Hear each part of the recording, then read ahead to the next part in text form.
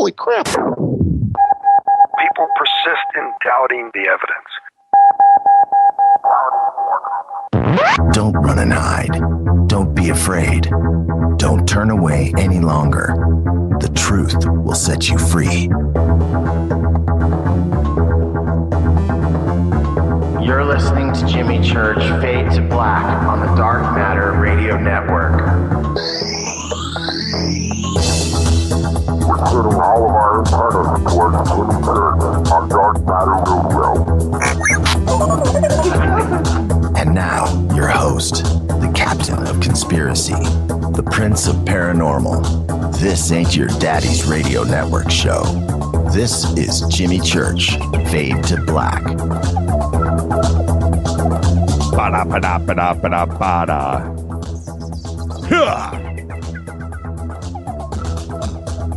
What's up? What's up? What's up? What's up? Fade to Black. Bespoke radio for the masses. Today's Wednesday, December 10th. 343 days into the new year. 22 days left. 22. Live from the truthfunders.com studios right here. Downtown soaking wet Burbank, California. That's right. Truthfunders.com, the #1 crowdfunding platform for paranormal films, research, expeditions, and inventions of the unknown.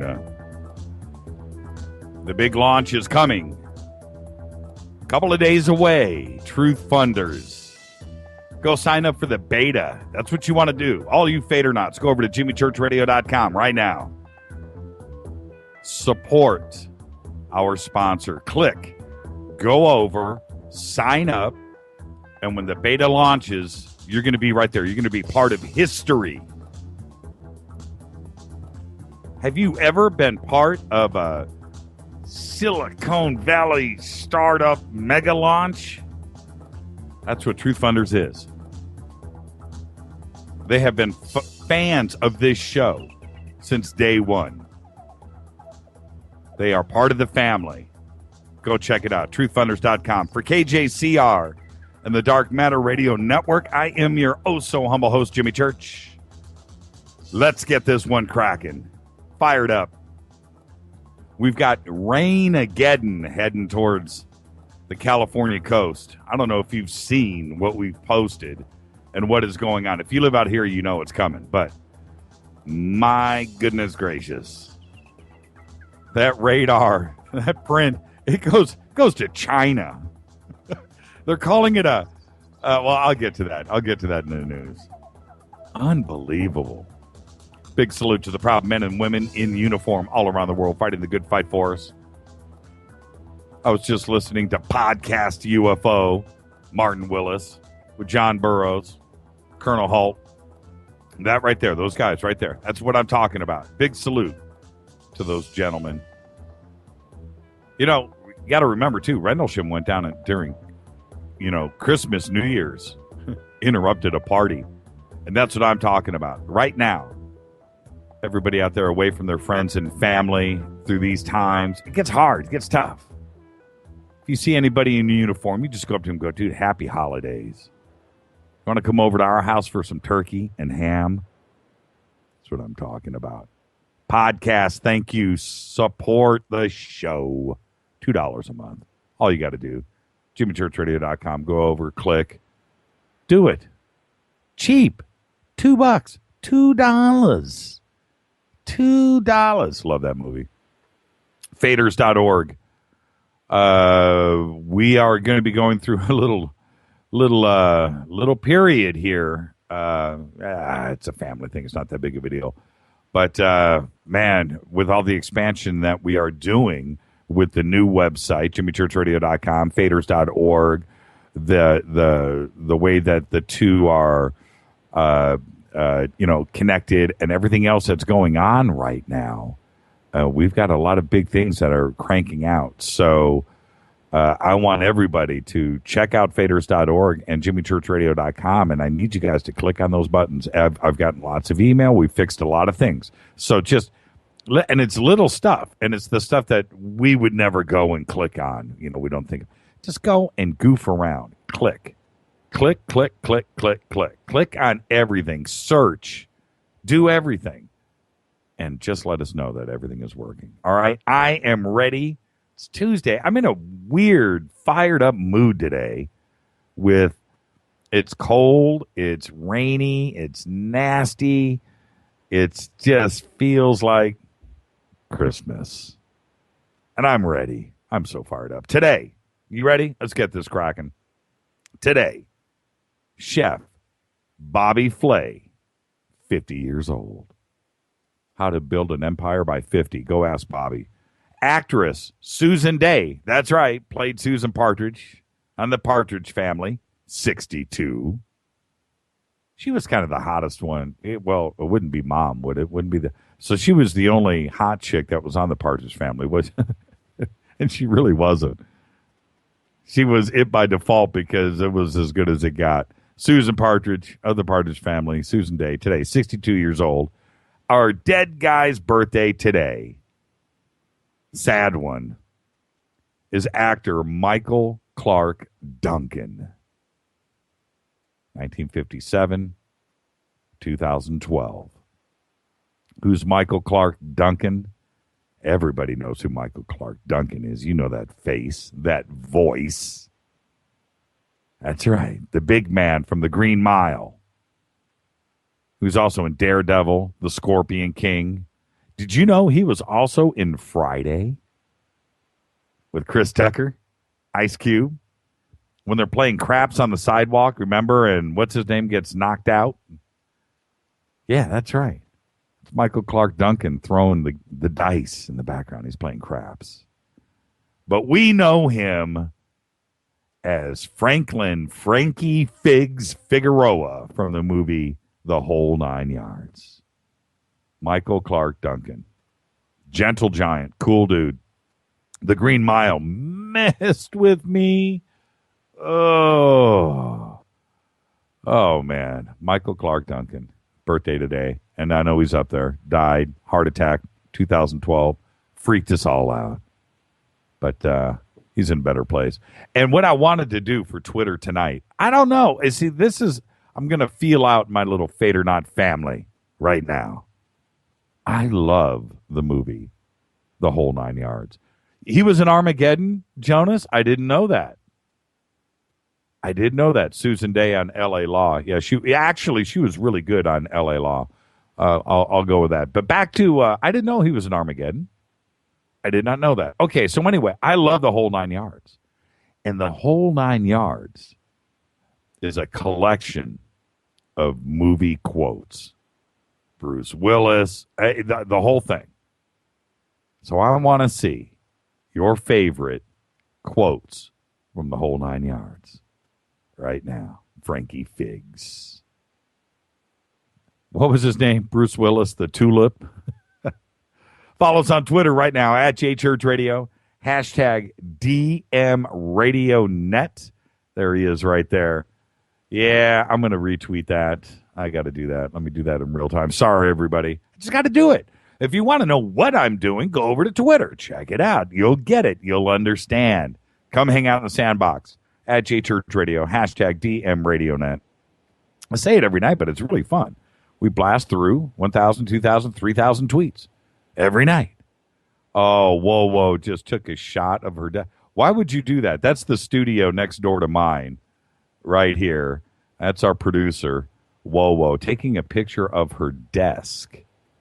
Why would you do that? Was that? Look what is right next. She's got a pack of cigarettes. There's no smoking in the studio, so I want to know. The boss is saying right now, why is there a pack of cigarettes with a lighter on top of it in a radio studio? What? During the show. And right next to that, there's her computer keyboard. I can see Twitter in the background on her screen. So this is in real time. And right next to it, what's there? Clifford Stone's book, Eyes Only. That's what I'm talking about. This show is the real deal. That's it. That's what's going on in the studio next door. pack of smokes, and Clifford Stone. Yeah. Tonight, we have Laird Scranton with us. Fired up about this. I've been looking forward to this. I say this every night. I really do. Oh, I've been looking forward to this, looking forward to this. Well, think about who we have on the show every single night. It's something that is just great. And tonight, Laird Scranton will be with us. And the question will be asked. I'll ask everybody on Twitter right now. How many people do you know named Laird? Laird. Laird Scranton will be with us tonight. It's going to be a busy show tonight. We have so much to cover. I will try to expedite things and get to what? Jack, that's not me. That's not my pack of smokes. That's not my pack of smokes. Email throughout the show, Jimmy@jimmychurchradio.com. It's what you want to do. You can also go over to the website, jimmychurchradio.com. Go to the contact page. Just make it good. Where we use non-NSA specially encrypted servers, and we really do now. Oh, we do. Trust me. We are on the outer ring, if you know what that means. Faded Black questions are hashtag F2BQ. And I'm just about ready. Okay. I'm fired up. And last night with Robert Morningstar, something was revealed last night. And I didn't even really, it was one of those things that I don't think about it because I hear it every day. And I knew the story behind it, but it was revealed last night. And then I get this email today. The revolution will not be televised, as we talked about last night, was a popular slogan in the 1960s Black Power movement. I remember it well from being a teenager in New York City during that decade and marching with black friends for civil rights. Gil Scott-Heron also popularized the phrase in his 1970 song, which included the phrases, "The revolution will put you in the driver's seat," and "The revolution will be live." These inspirational words lent power to the human rights movements of the time. Remember, this was written at a time when TV news broadcasts were usually not live but remote broadcasts as they are today. But either staged, pre-recorded events or news-related second or third hand from the studio. So, news was generally not spontaneous or authentic or real, as it sometimes can be these days. Having my own memories of how these people power phrase motivated so much of our history, it continues to thrill and inspire me every time I hear it on Fade to Black. How cool is that? And like I said, when Reese Evans had told me about the phrase and why that's what he wanted to use, I was like, yeah, man, I'm down for that. And it was just so cool. It meant so much to me, but so much time has passed. It's been a year that I forgot, just one of those things. But for everybody else to pick up on it, Robert Morningstar, Renee, means a lot. So cool. Another email. Jack and Jackie, UFOs, ETs, towers on the moon, astronauts, and NASA, lucid dreaming, and the Dyatlov Pass all in one show. What more can we ask for? I anticipate that Robert Morningstar has lots more to share with us. Please have him return to Fade to Black soon. That was compelling radio. Thank you so much. This email from Bain, he says, the object you have is 99% silicon, not silica. I only read that. I knew when I did that last night on purpose. I did. Silica, silicon, silicone. Silica, silicon, silicone. Just to see what would happen. I got 10. Keep the guest requests coming tonight, Laird Scranton. Although, I'll say this. Although we talked about Laird with John Anthony West, we talked about Laird with Robert Schock, we talked about Laird with Carmen Bolter, we talked about Laird with, a lot this year. And I've always wanted him on the show. And the flood of emails started coming in right after Carmen Bolter's appearance here, and people went to go check out her documentary series and the Pyramid Code. And everybody saw Laird and said, hey, we got to get this guy on. We reached out. Laird said, absolutely. So tonight, Laird Scranton, will have him on at the bottom of the hour in 15 minutes. Shoot me an email to jimmy@jimmychurchradio.com. Already, Twitter is completely blasting out.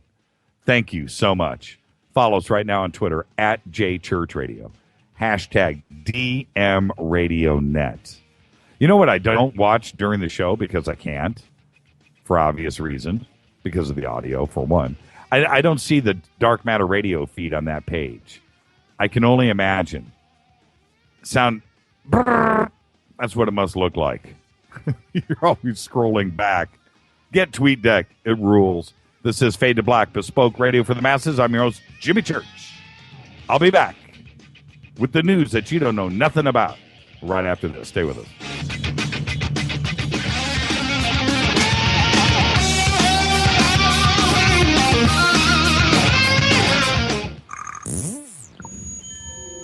You're listening to Jimmy Church Fade to Black on the Dark Matter Radio Network.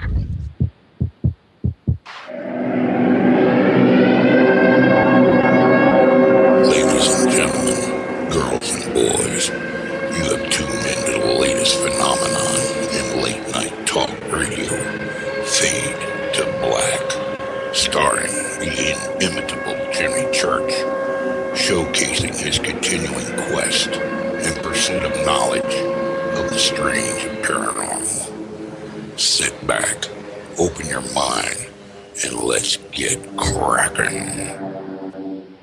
What's up, revolutionaries? It's me, Jimmy Church. Do you have an IRS or state tax issue? Well, I did, and I called national tax experts. My problems were fixed, done, fini, and man, I got to tell you, it was a relief. National Tax Experts are a recognized tax office that services clients in all 50 states. Doesn't matter where you live. Give them a call. I'm telling you, they take the time to understand each and every client's individual financial status as well as their financial goals. And that's exactly what you need, my brother, when you're taking on the evil three-letter. So, seriously, give them a call today at 1-877-909-5444. Again, 1-877-909-5444. Or go check out their website, www.nattaxexperts.com. That's NATTAXEXPERTS.com. Tell them Jimmy sent you. This is KJCR at JimmyChurchRadio.com. On the Dark Matter Radio Network.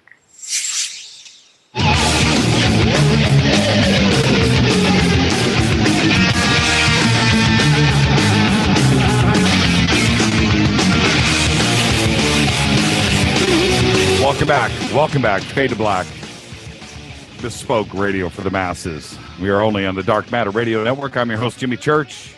Follow us on Twitter right now at JChurchRadio. Hashtag DMRadioNet. Get yourself some TweetDeck. Come hang out with us. Debbie Talent just said, hey, man, David Paulides, you got to have him on the show. I'm tired of asking David to come on the show. He's always busy. He's always doing something. We got to catch him at the right moment. Everybody should write David and go, David, stop what you're doing and go on Fade to Black. He's always busy. He's always, hey, well, tonight, I'm doing this. I'm doing this tomorrow. Can't. Next week, I'm booked. How about in 3 weeks? Well, I'm booked. Well, you know what? I can only do that so many times. So there you go. Would I have him on? I've asked him all year. He's just busy, or so he says. The director of the Federal Bureau of Investigation left the door open to the possibility that authors may falsify and represent themselves as journalists, in the course of an investigation, so long as it's done with significant supervision. That's done in quotes from the director. Despite last month's furor following revelations that an FBI agent had posed as an employee of the Associated Press as part of a sting operation, and that just smells dirty top to bottom, thrown out of court, done. James Comey said he was not willing to swear off the use of such ploys in the future. There's got to be laws against that. He says, I'm not willing to say never, Comey said. He says, just as I wouldn't say that we would never pose as an educator or a doctor or, I don't know, a rocket scientist, end quote. The response will certainly reverberate through the AP, as we know, because it was them that was misrepresented. And you know what? The press has a hard enough time. They do. They have a hard enough time out there. And then now you don't know if somebody's coming at you and they're saying they're an AP reporter, that you don't know if they're really an FBI agent. Holy crap. There is a fine line in the sand, one that you don't cross. And you know what? And that's one you don't cross. I'm a reporter for the AP. Unbelievable. They did it to a 15-year-old who they believed was delivering bomb threats at a high school in Olympia, Washington. So they sent an FBI agent in posing as a journalist to go talk to this 15-year-old kid. Just a big bowl of wrong. Unbelievable. Unbelievable. There's a line in the sand. That's the one you don't cross. Pose it, whatever, but no, not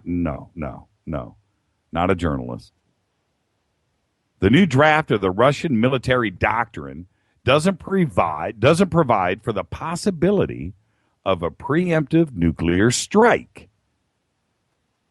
That's right. This is coming from the defense ministry right out of Russia. I'm quoting here. The renewed draft of the military doctrine would not have a reservation for preemptive nuclear strike on a potential enemy. Article 198 of the document is very precise on its conditions under which Russia can use nuclear weapons, end quote. This is coming straight from the defense ministry. I'm going to continue here. It would become possible if the sovereignty and territorial integrity of the Russian Federation are under threat. RIA Novosti confirmed the report the same day, quoting a high-placed source in Russia's Security Council. The source said that the military had repeatedly suggested, including the possibility of a preemptive nuclear strike on a potential aggressor nation or bloc, but the current draft features no such option.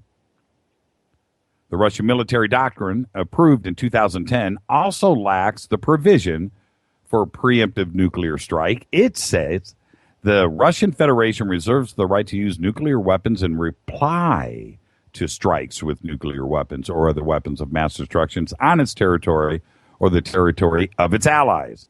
A strike is also possible in a case of an aggression with the use of conventional weapons that put the very existence of the Russian Federation into question.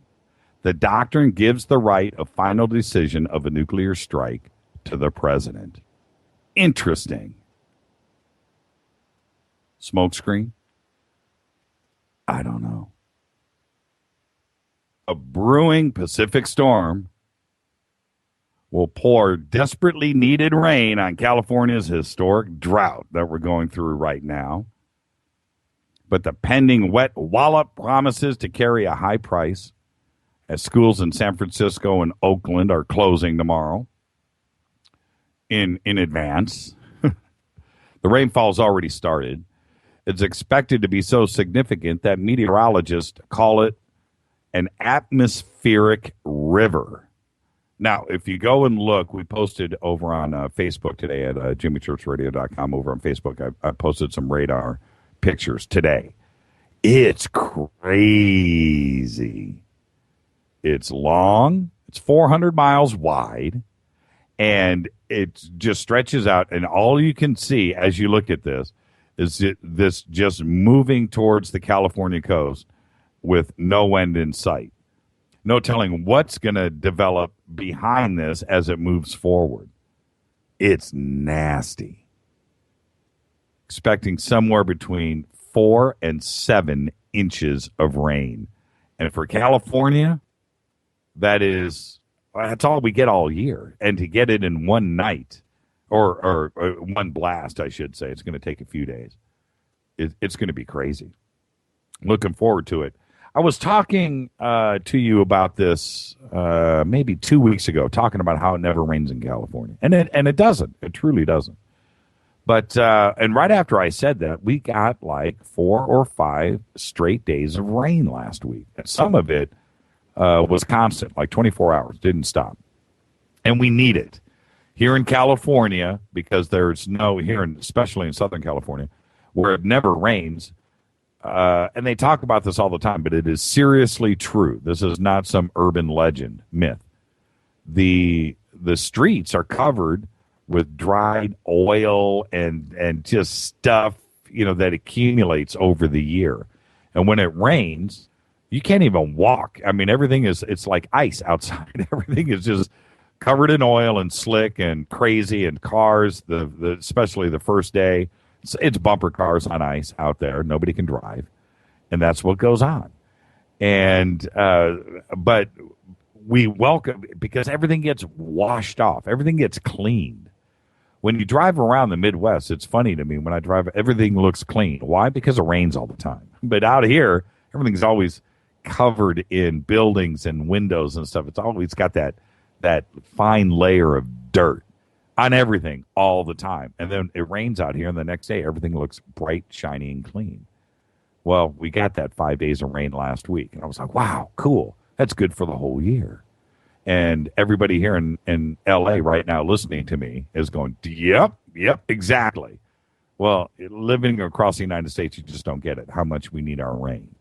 But now it is really going to come. Hopefully, it's going to take care of, we have all these reservoirs all over California that we draw our water off of. They're all empty. They're all empty.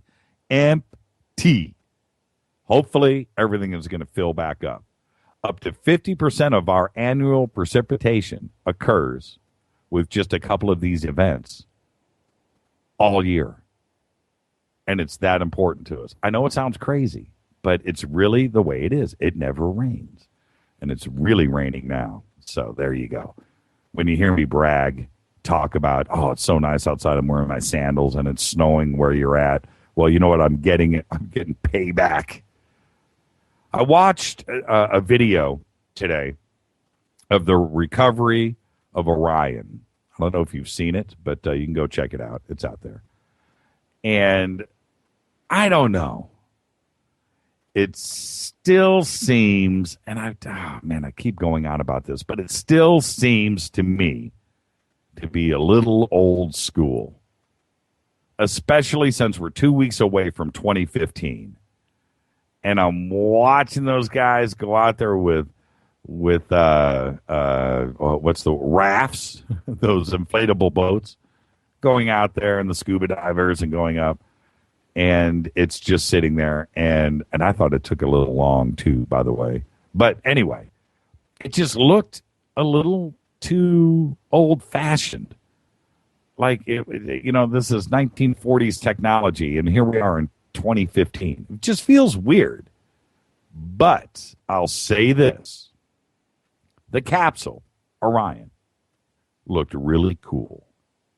It was burnt black, fried, and the way that the tiles are on the outside, it looked reptilian, kind of snakish. Had this black, flat black thing to it, and it looked biological. And I loved the way the capsule looked sitting there. That looked futuristic.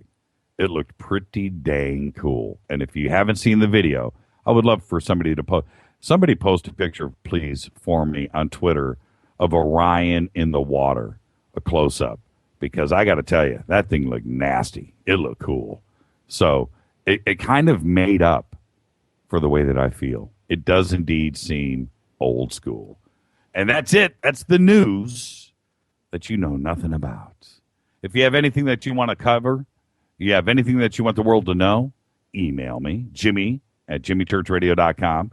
You can tweet us at @JChurchRadio. Find us on Facebook at jimmychurchradio.com. You can post there. I peel a lot of stuff that you guys post on Facebook and tweet. I do it right here on the show, and I flip it back over to the website. I flip it over to Facebook, and I do it right here. All right? This is Fade to Black, only on the Dark Matter Radio Network. I'm your host, Jimmy Church. Tonight, Laird Scranton going to be with us in about 60 seconds, 90 seconds. Follow us on Twitter at JChurchRadio. This is Bespoke Radio for the masses. Fade to Black, only on the Dark Matter Radio Network. Stay with us.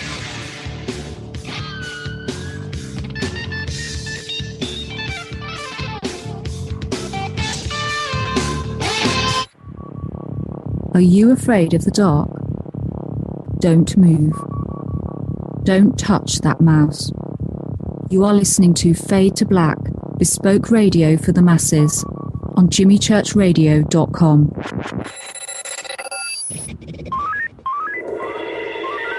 Way out here, we listen to Jimmy Church on the Dark Matter Radio Network.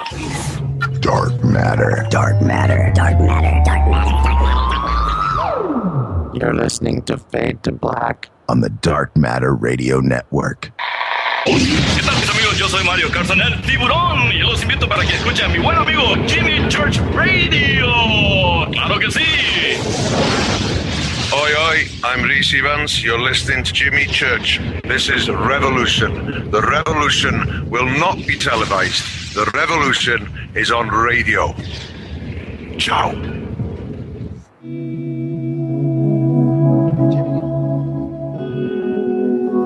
Stay with us, Laird. Oh, yeah.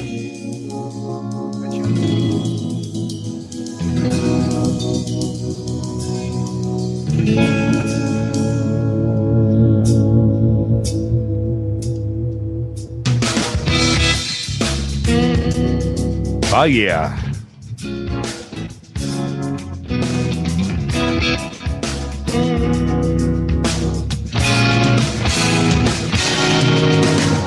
All right, everybody, welcome back. Fade to Black, only on the Dark Matter Radio Network. Bespoke Radio for the masses.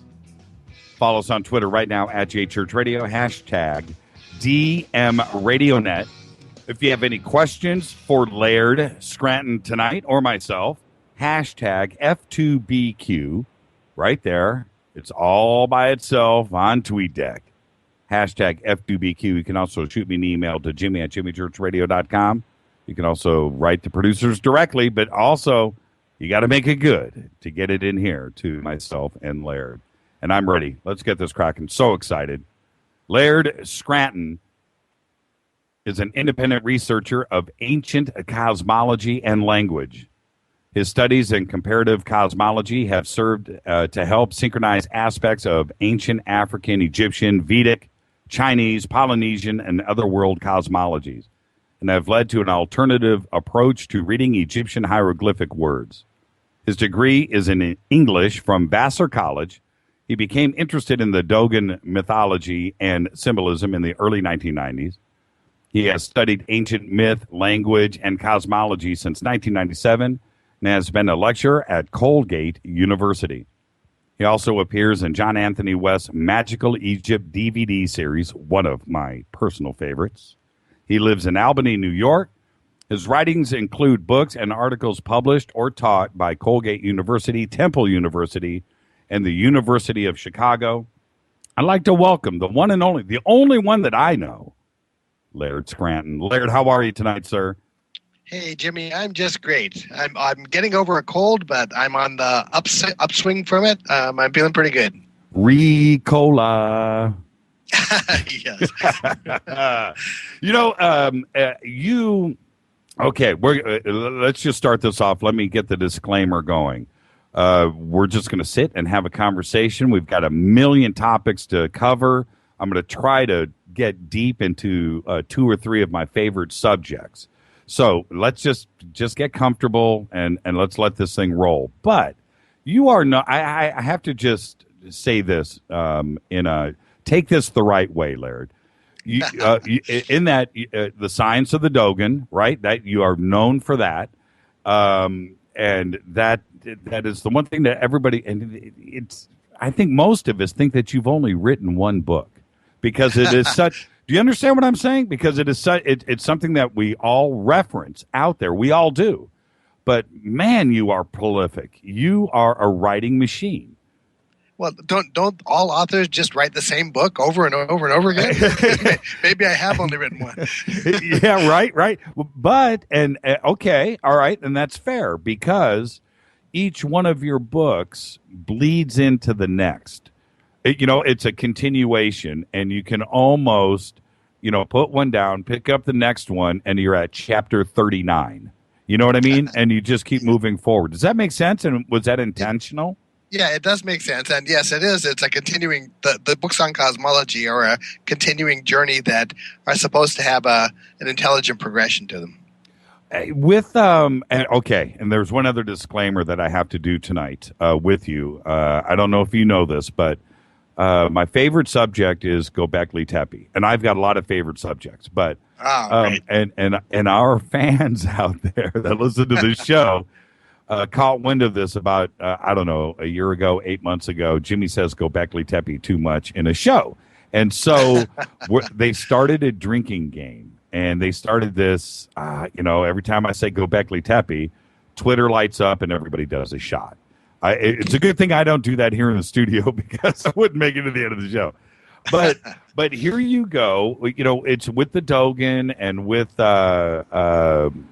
Egypt and the Vedic stuff and India and Giza and hieroglyphic, all those cool things that I love you for. But now you're coming out, and I want to get this out of the way. Your next book is about Gobekli Tepe. Well, actually, it's not. I mean, it is and it's not. What it does is it traces the traditions I've been studying, which are all like 3000 BC era traditions from Africa and Egypt and India and Tibet and China, all back to a common source in the era of Gobekli Tepe, and discusses Gobekli Tepe. But the book's not primarily about Gobekli Tepe. As a matter of fact, you get 5 or 6 chapters into the book before even the word Gobekli Tepe is even written. Oh, so nobody gets to drink until the 5th chapter. Okay, I get you. That's why it's called a fifth. Right? Yeah. Well, the title of the book is this. What you're going to go with? What's out there now? The point of origin. Yes, as a matter of fact, it was a little bit of a back and forth with the publisher about the title because the way the material came to me, it sort of came bundled with the title. And a lot of the sources that I referenced in writing the book use that phrase, point of origin, again and again and again to describe the things I was reading from them. And so I felt the title, went hand in hand with material, and I tried to convince the publisher of that. But, of course, publishers try to reserve the right to set titles. Well, okay, since I didn't mean to do this, but that's part of live radio. Let's stay on Gobekli Tepe for a second before we get into Velikovsky. Oh man, with Gobekli Tepe, and I'm gonna hit you with the same thing that I've hit everybody else with Schock and John Anthony West and Carmen Bolter, Graham Hancock, everybody that is into this type of research is. Before 1995, before Gobekli Tepe surfaced, and you could actually probably say 2000, 2001, before it became famous, for lack of a better word. But before that, all the researchers out there were talking about a Gobekli Tepe type of possibility and a civilization being that old. And of course, Orthodox archaeologists were in denial of anything before 5000 BC, so to speak, or pull a date out. But here comes Gobekli Tepe. Bam! Now are we forced into? Are you in the position of saying we truly now have to rewrite history because this shows that we had complete advanced civilizations 12,000 years ago? Well, I think the Gobekli Tepe changes our perspective. I mean, we have to allow for important influences at 10,000 BC. But now, just as before, when we thought the earliest influences we had were around 3,000 BC, and some people were saying, like my friend John Anthony West and Robert Schoch were saying, that we had to allow for influences prior to that. We're now at a stage where it looks like we're going to need to allow for influences prior to the start of the Ice Age. And so we pushed our problem back a little bit. And when is the Orthodox out there going to wake up and admit it? There's a lot of textbooks that have to be reprinted now.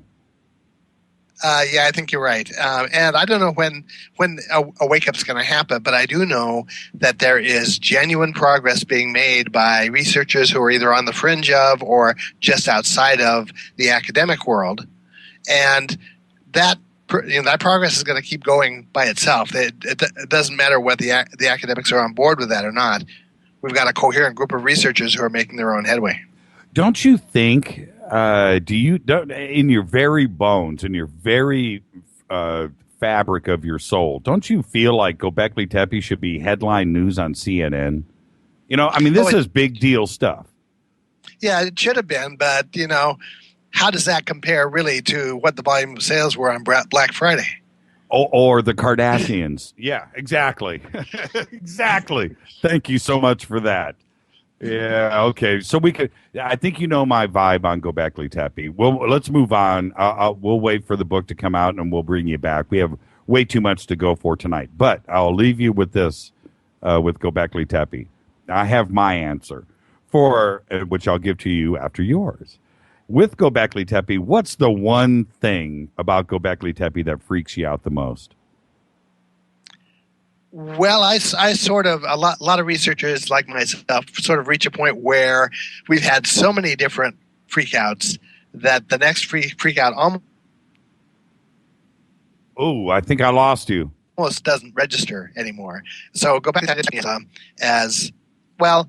In doing this research, things turn up that are unexpected and that you never really anticipated being able to demonstrate in a coherent way. And there are these aha moments that happen again and again and again.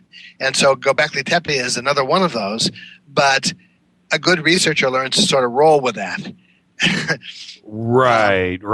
I got you. Well, okay, then I'll help you out a little bit. Let me tell you what freaks me out the most about Gobekli Tepe. The belt buckle. The belt buckle. That shows everything. That's the most revealing thing to me there. It shows fashion. It does. It shows fashion. It shows high intelligence and the possibility of metallurgy.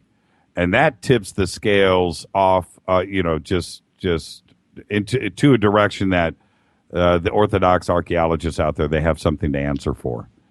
Well, right. And in the region of Gobekli Tepe, you have that Gobekli Tepe is so early that it precedes the earliest evidence we have of tools required to build it. That's my point. Yes. Okay, now the second thing is that in that same region, you've got the first evidence of cultivated grains. Yep. The first evidence of metallurgy, as you say, of domesticated animals. There are numerous things happening in that same region at that same moment. So, and I think that the traditional researchers at this point have to allow for that because the excavation has been done so carefully there. Yeah, and it's 7,000, 8,000 years before any of that was supposed to have happened. 8,000 years. That's crazy. That's just nuts. I think that's what the academics call a close miss. Yeah, right. Oops. Hey, check this out. I don't know if you know this. Did you know that Hidden Meanings right now is on Amazon for $3,115? Folks, go to www.adall.com and find pretty much any book you want at a reasonable price. $3,115. My eyes popped out of my head. I was like, wow. It's a great book, and that was your first one, right? Yes, actually, I self-published that first. It was under the title Hidden Meanings, and then that self-published book found John Anthony West, who personally shopped publishers and got it republished as The Science of the Dogon. Right. $3,115. Unbelievable. All right, let's head down a couple of roads here. The first, I do want to I want to get into Velikovsky for a couple of reasons. One, I want to know why you wrote the book when you did. I mean, it's just one of those things. Why here and now? You know, why? What influenced you in doing that? And also, why do you think he so quickly came and went? I mean, he had a slow rise and he peaked out, but then did everybody just get wise to him behind the scenes? You know, I mean, what? And for everybody out there, take us through who he actually was. Okay, Immanuel Velikovsky was a very interesting character. He was the first licensed psychiatrist in Israel. Before that, he was the editor of an academic journal in Berlin, and his close friend Albert Einstein used to edit the math and science articles for him. And then the two of them helped found the Hebrew University in Israel. They went on to become colleagues of each other at Princeton University later in life. In 1950, a little before 1950, Velikovsky was in New York to research a historical book he wanted to write, and he stumbled across an Egyptian papyrus that made it sound like the 10 plagues of Egypt had actually happened. And so he had access at Columbia University Library to texts from all regions from all around the world, and he began exploring these other regions to see did anybody else report anything odd happening in that same era. He discovered they all did. And not only did they find major odd occurrences happening, but they all, even though they all assigned the blame for the occurrences to a comet, and they may have given the comet different names, but invariably that name, whatever name they gave to the comet, the culture later also gave to the planet Venus. And Velikovsky said, this makes it look as if Venus must be a recent planet, only a few thousand years old, because at 1500 BC or so, everybody was talking about it like it was a comet. Then suddenly everybody's talking about it like it's a planet. So he wrote a book in 1950 called Worlds in Collision, where he proposed that theory, radical as it sounds. And it became a runaway bestseller. He ultimately became the crackpot's crackpot. He's the Voldemort of science. He's the guy whose name will not be mentioned. Right, completely. I mean, it's like kryptonite. That's right, it is. Yes. And now, I had decided to write the book at that time because I had grown up I had gone to high school in Portland, Oregon, which had been a seat of student support for Velikovsky back in the 50s. And so I had always sort of had it in the back of my mind to try to, I always thought there ought to be some single fact you could point to about the controversy of Venus that would tip the controversy one way or the other. Either it would definitely show that Velikovsky had to be wrong, right, or it would be a strong argument that he might be right. When he was certainly through the 70s as well. I mean, he had his followers.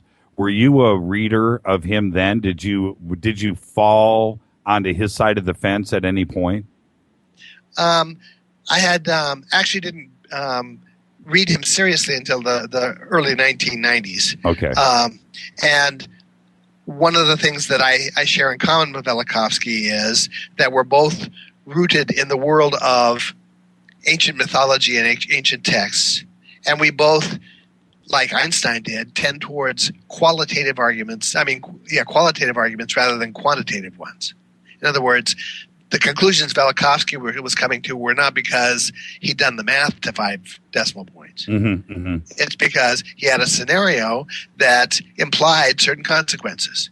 And based on those implied consequences, he developed his theory.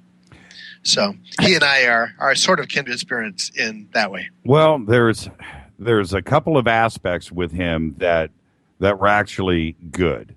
One, he in speaking about the Greek mythology and some of the older points of Greek gods and Jupiter and Venus and the birth of the planets, caused us to go back and look at the intelligence of how cosmology was dealt with back then with some of those ancient cultures. And that part he caused that was a great part of his revealing of it. It forced everybody to go back and research and learn about a lot of that stuff. But I've also watched him explain his theory with this. Some of it, I don't know if you've seen some of the old videos of him with the chalkboard. And yes, you've seen it, right? Okay, yeah, so some of it, yeah, and it ain't that simple. he waters it down so much. Yeah, okay, well Jupiter, and then it came around, and then Mars came around, and then Venus, and then this orbit happened, and then this happened, and it cruised by Earth, and and you can't do that with 3 or 4 simple chalk circles on a chalkboard. No, you can't. It definitely gets a lot more complicated than that. Exactly, and that part bothered me with him, but there were millions of people that were buying into what he was selling. Millions. Right. Okay. Now, so then, if you weren't on that side of the fence with him, why write the book in 2012 after his fall from grace? Okay, what I had noticed over time was that little scientific announcements were being made. I have a subscription to a magazine called Science News. Now, this for a long time, this was a weekly publication that would just give a quick summary of the scientific findings for that particular week. I was noticing that there were little announcements being made that sounded an awful lot like they supported what Velikovsky had to say. But anytime the announcement genuinely could have supported him, there was also a second announcement attached to him whose net effect was to distance the first announcement from him.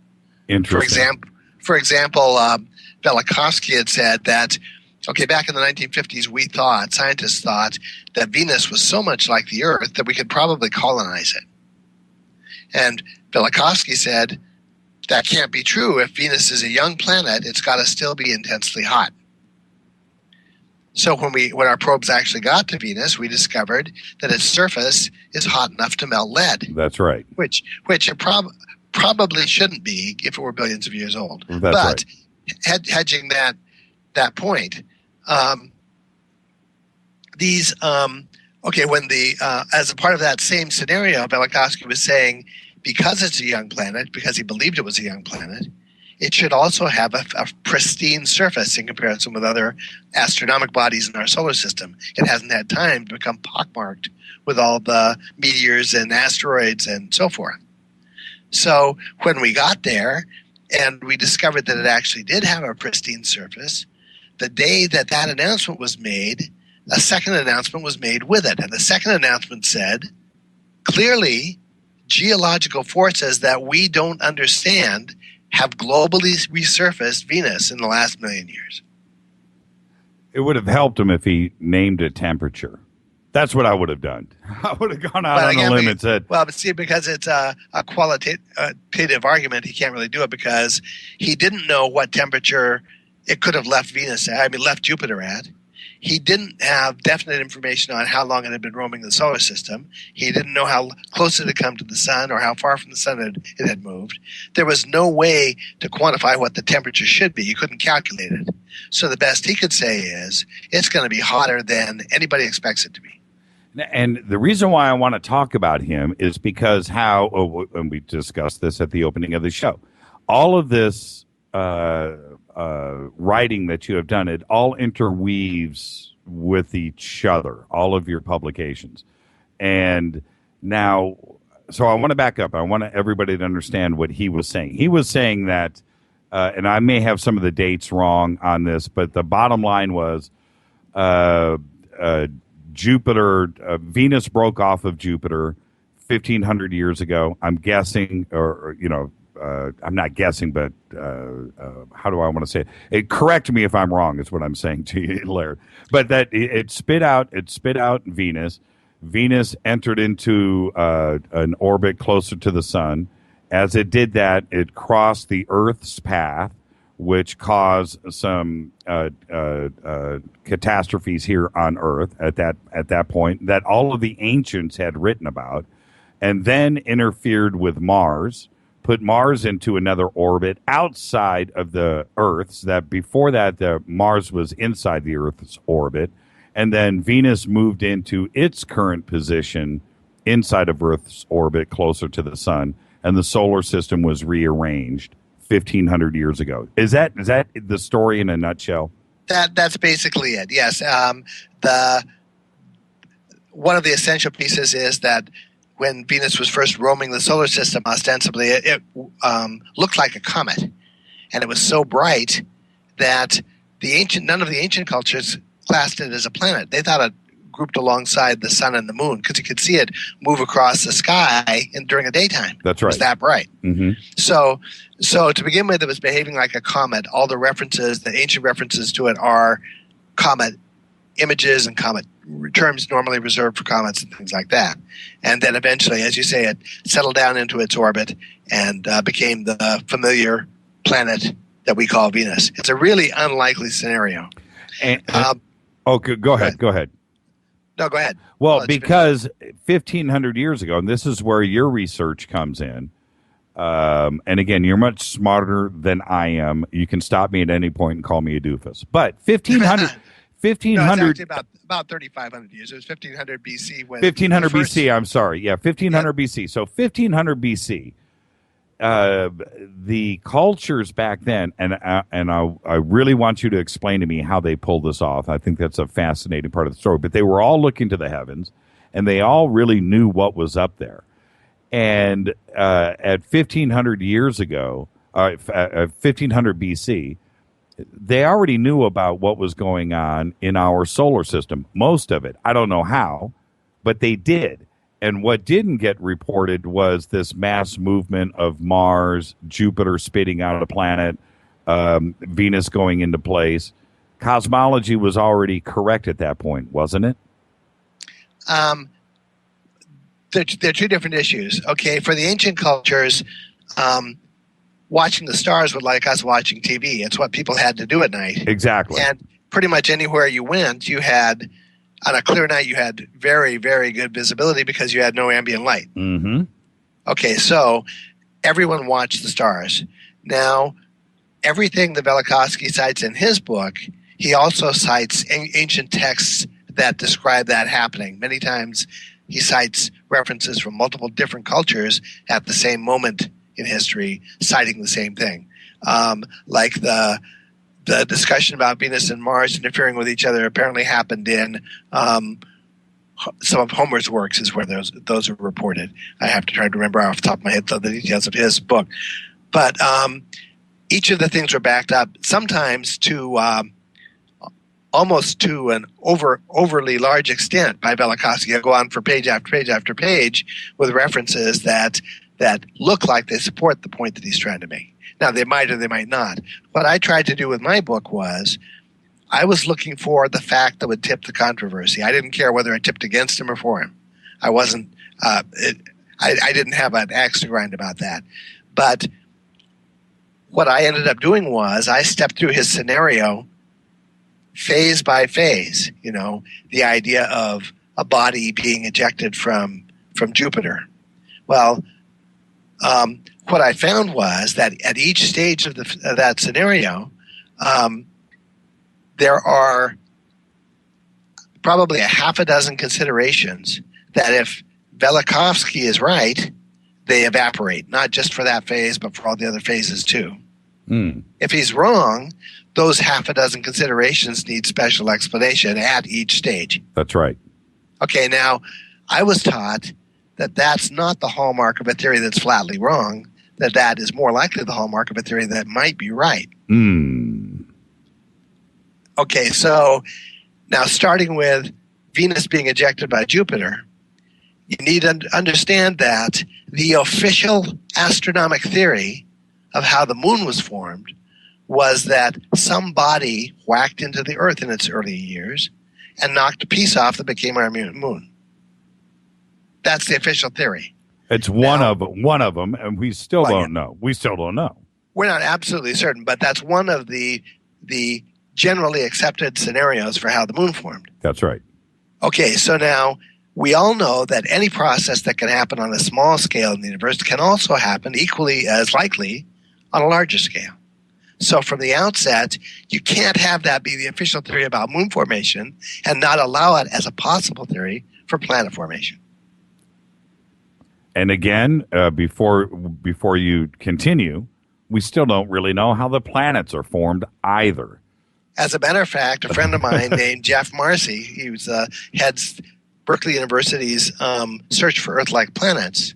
He wrote an article about a year and a half ago in which he said, the knowledge that we've gained to date from these Earth-like planet searches with these exosolar systems, in his opinion, it flatly invalidate the two theories we have for planet formation. Which are? That based on, well, one is that the ring of primordial material that surrounded the sun coalesced into planets. The second one is that a large body approached the sun and sort of pulled off matter like droplets that form planets. And the third? There are really only two theories right now. This is mine. You want mine? This is my doofus theory, but this is what I've always envisioned. And it's a simple one. Okay. I think that metals, whether magnetic or otherwise, were attracted to each other first, and little balls were formed and around a star, settled into its whatever that gravitational pull was for that little collection of metal, and then everything else through gravity, just slowly over time, just added up, and you ended up having a ball in the end. And that's what I think. I think that's why there's metal at the core of everything. I think that was magnetic. That sounds reasonable. That sounds reasonable to me. I mean, it's as good as any theory I've heard. But Marcy's point was, we're left at the moment without a working theory for how planets form. Right. And so it's really an open ball game. And anybody who wants to toss a ball into the ring ought to be able to. Well, Velikovsky tossed one out. Right. It turns out that they can't rule out the existence of gas giants in any solar system we've looked at. And typically the gas giants form in about 10 million years, the first 10 million years. And the smaller planets tend to form in the second 10 million years. So what we know about these other solar systems allows for Velikovsky's theory to possibly be true. What about, and this is a fundamental question, but if you're talking about a gas giant like Jupiter, is it indeed gas? And if it's ejecting a planet, isn't it ejecting gas? Where does do you understand what I'm saying? The traditional view of Jupiter is that it represents a pristine sample of the primordial cloud that surrounded the sun. In other words, anything that could have formed from that original cloud could potentially be formed from Jupiter's atmosphere. Okay, so what's it made of? Is there any dirt? Well, it depends on what where you're talking about.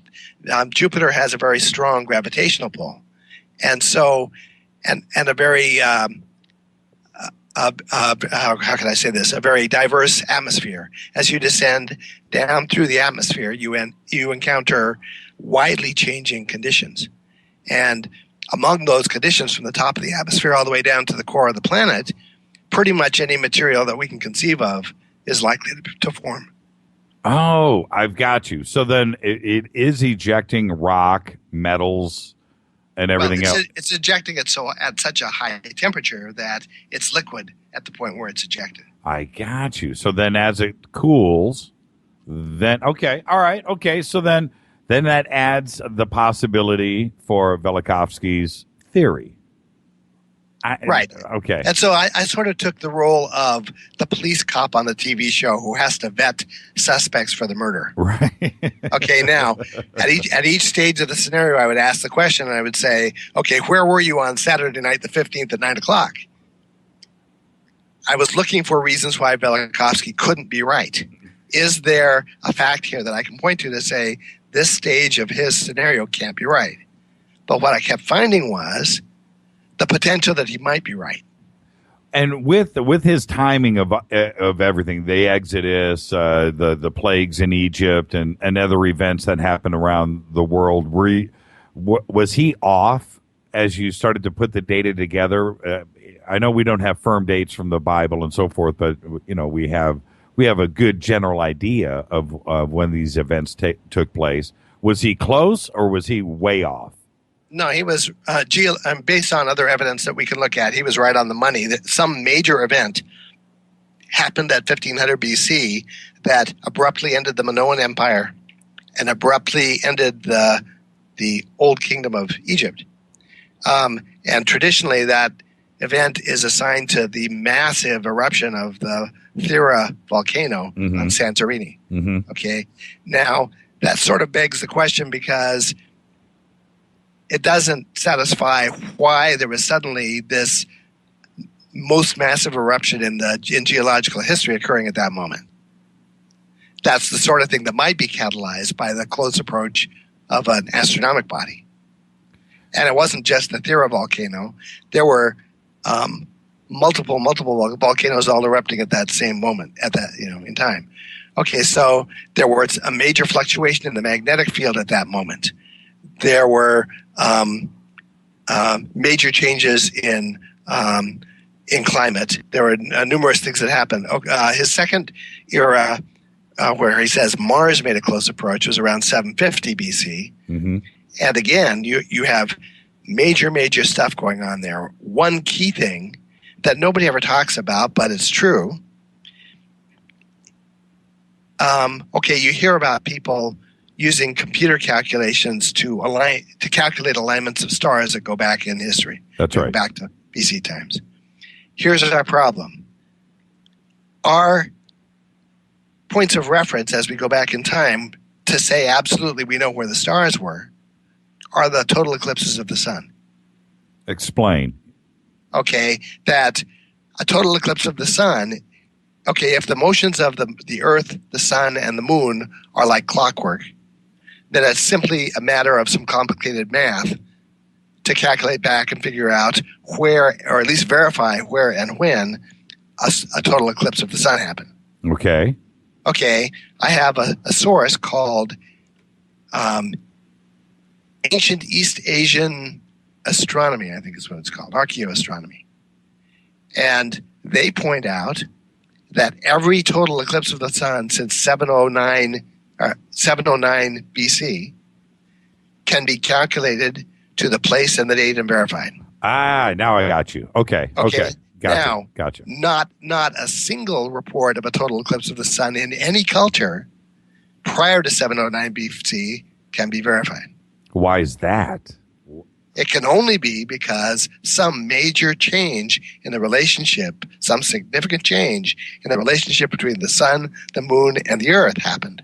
That's the only thing that can interfere with the math. Oh, I've got you. I got you. Just in the era that Velikovsky was saying a close approach of our planet Mars to the Earth happened, we have this boundary that we can't calculate across for eclipses.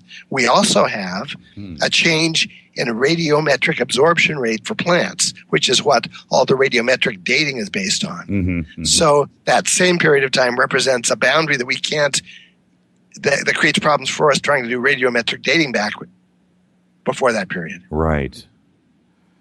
You have major changes in climate such that crops that have been grown for thousands of years in China could no longer be grown there.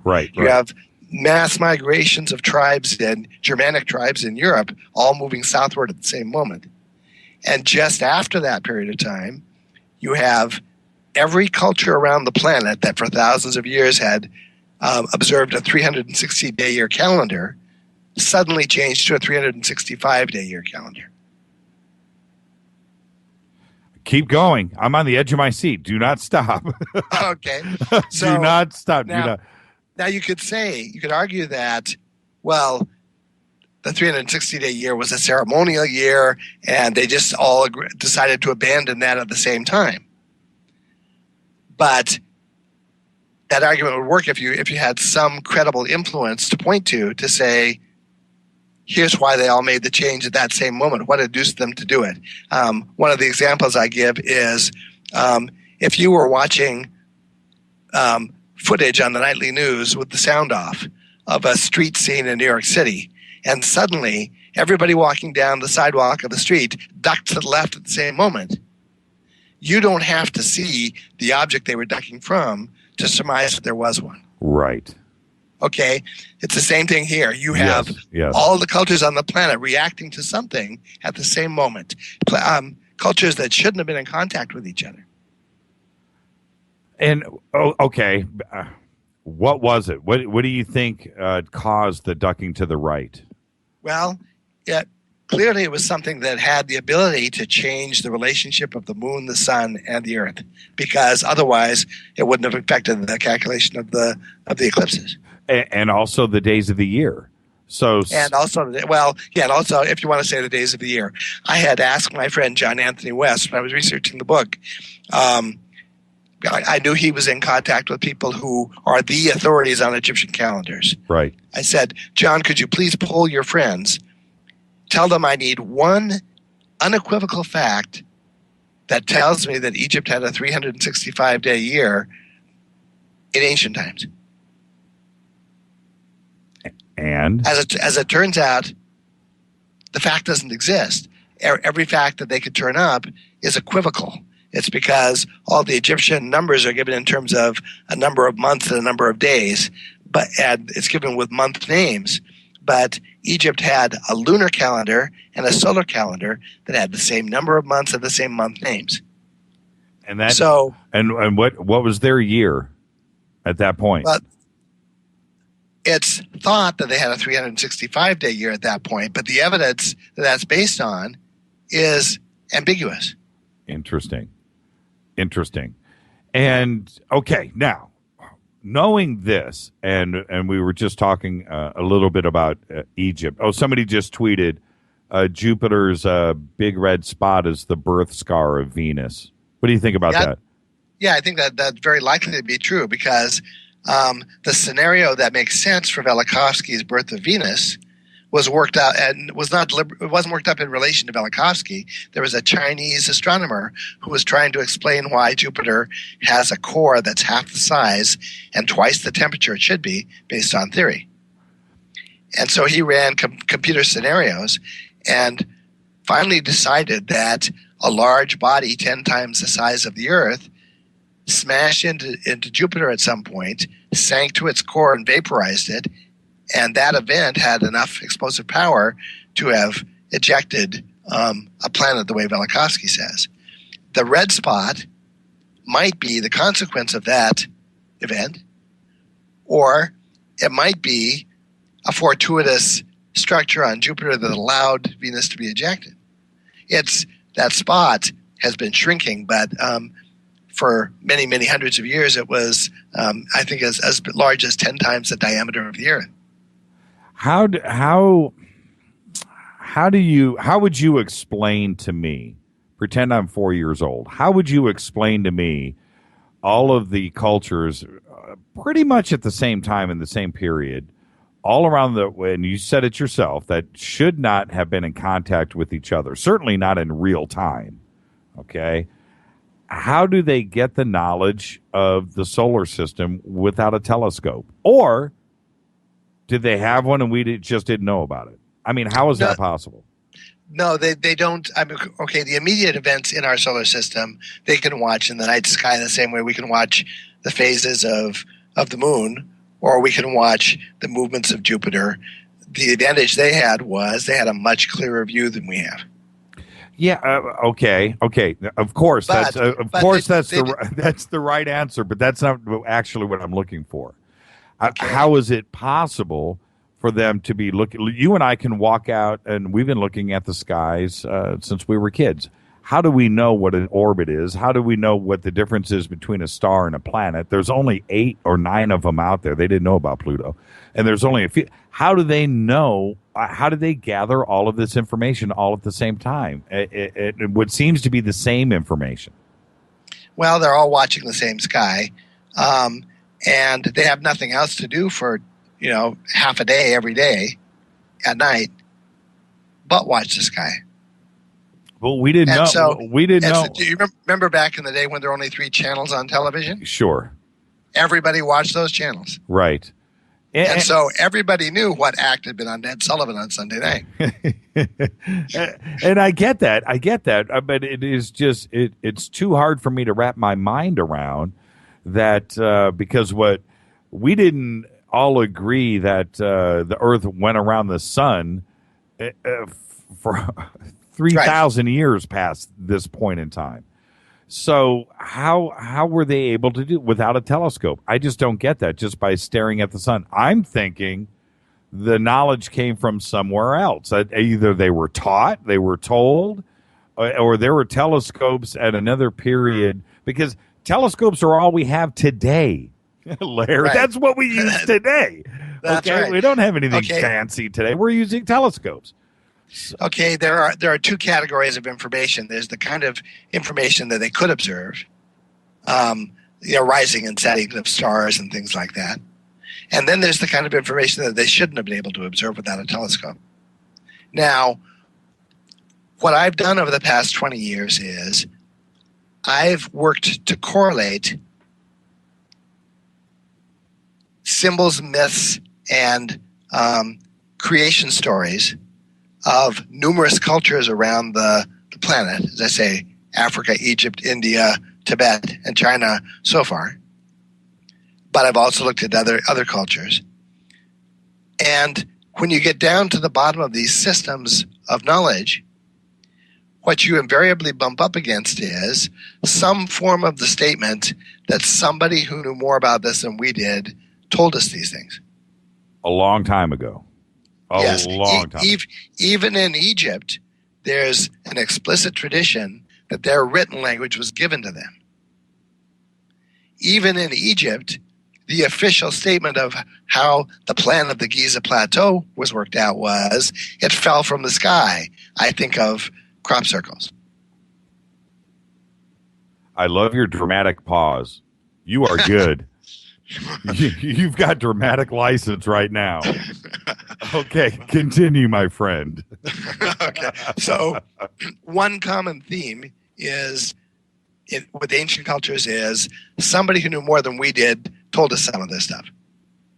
Now, the best evidence that that's probably true is reflected by the kinds of information that are included in that body of knowledge. Now, we know the stories of the Dogon and the stars of Sirius. Our entry point to the Dogon was a book written by Robert Temple called The Sirius Mystery, where he was questioning how could the Dogon have known there were two stars there, because even modern astronomers didn't know that until they had powerful telescopes. Now, the easy answer came from Carl Sagan. Carl Sagan said, clearly, in the 50-some years or 40-some years between when our science discovered it and the time it was first reported among the Dogon, somebody with astronomical knowledge from a modern culture stayed with the Dogon and told them about that, and they incorporated it into their body of knowledge. That sounds like a very reasonable suggestion. The problem is that all of that serious knowledge is part of a larger body of astronomical knowledge, and pretty much every last word of that body of knowledge represent Egyptian words, Egyptian hieroglyphic words. These are words that went out of use at around 700 BC. So the problem Carl Sagan would have if you were trying to defend this is trying to come up with a modern visitor who would have explained it to the Dogon using Egyptian words. Okay, now, and you and I were talking earlier today, and I'm on the fence with the Dogon. And I'm not on the fence with the Dogon because I'm approaching this as a skeptic, but the question of contamination seems to be on the surface a legitimate one. But actually, it's not, and I can explain to you why. Well, but okay, and you are. Okay, there's a very clear reason why it hasn't been contaminated. We can demonstrate it, and we'll do that. We'll do that. And the other side for me, and this is for the audience because the audience thinks like I do. The other side is the Dogon is old, and their traditions go way, way, way back in not only in their symbols but the way that they have dealt with this. So you have the contamination Sagan side, and then you have the other side where this is obviously a very, very old civilization. So for all of us, we're kind of like torn in the middle. It's like a scales, it's balancing out on both sides. Well, let me demonstrate for you why it's not contaminated, why it can't be. Okay, what we have, this is going to take a little bit of explanation here. The Dogon system of knowledge is given in Okay, the Dogon sort of crossed three different sets of cultures, religiously. They have rituals like Judaism, they have civic traditions like Egypt, and they have a cosmology that's like Buddhism. But the Dogon cosmology is given in an entirely different language than the Buddhist cosmology. You can't correlate the words, you can only correlate the concepts and the symbols. So now the Buddhist system was documented by about 400 BC.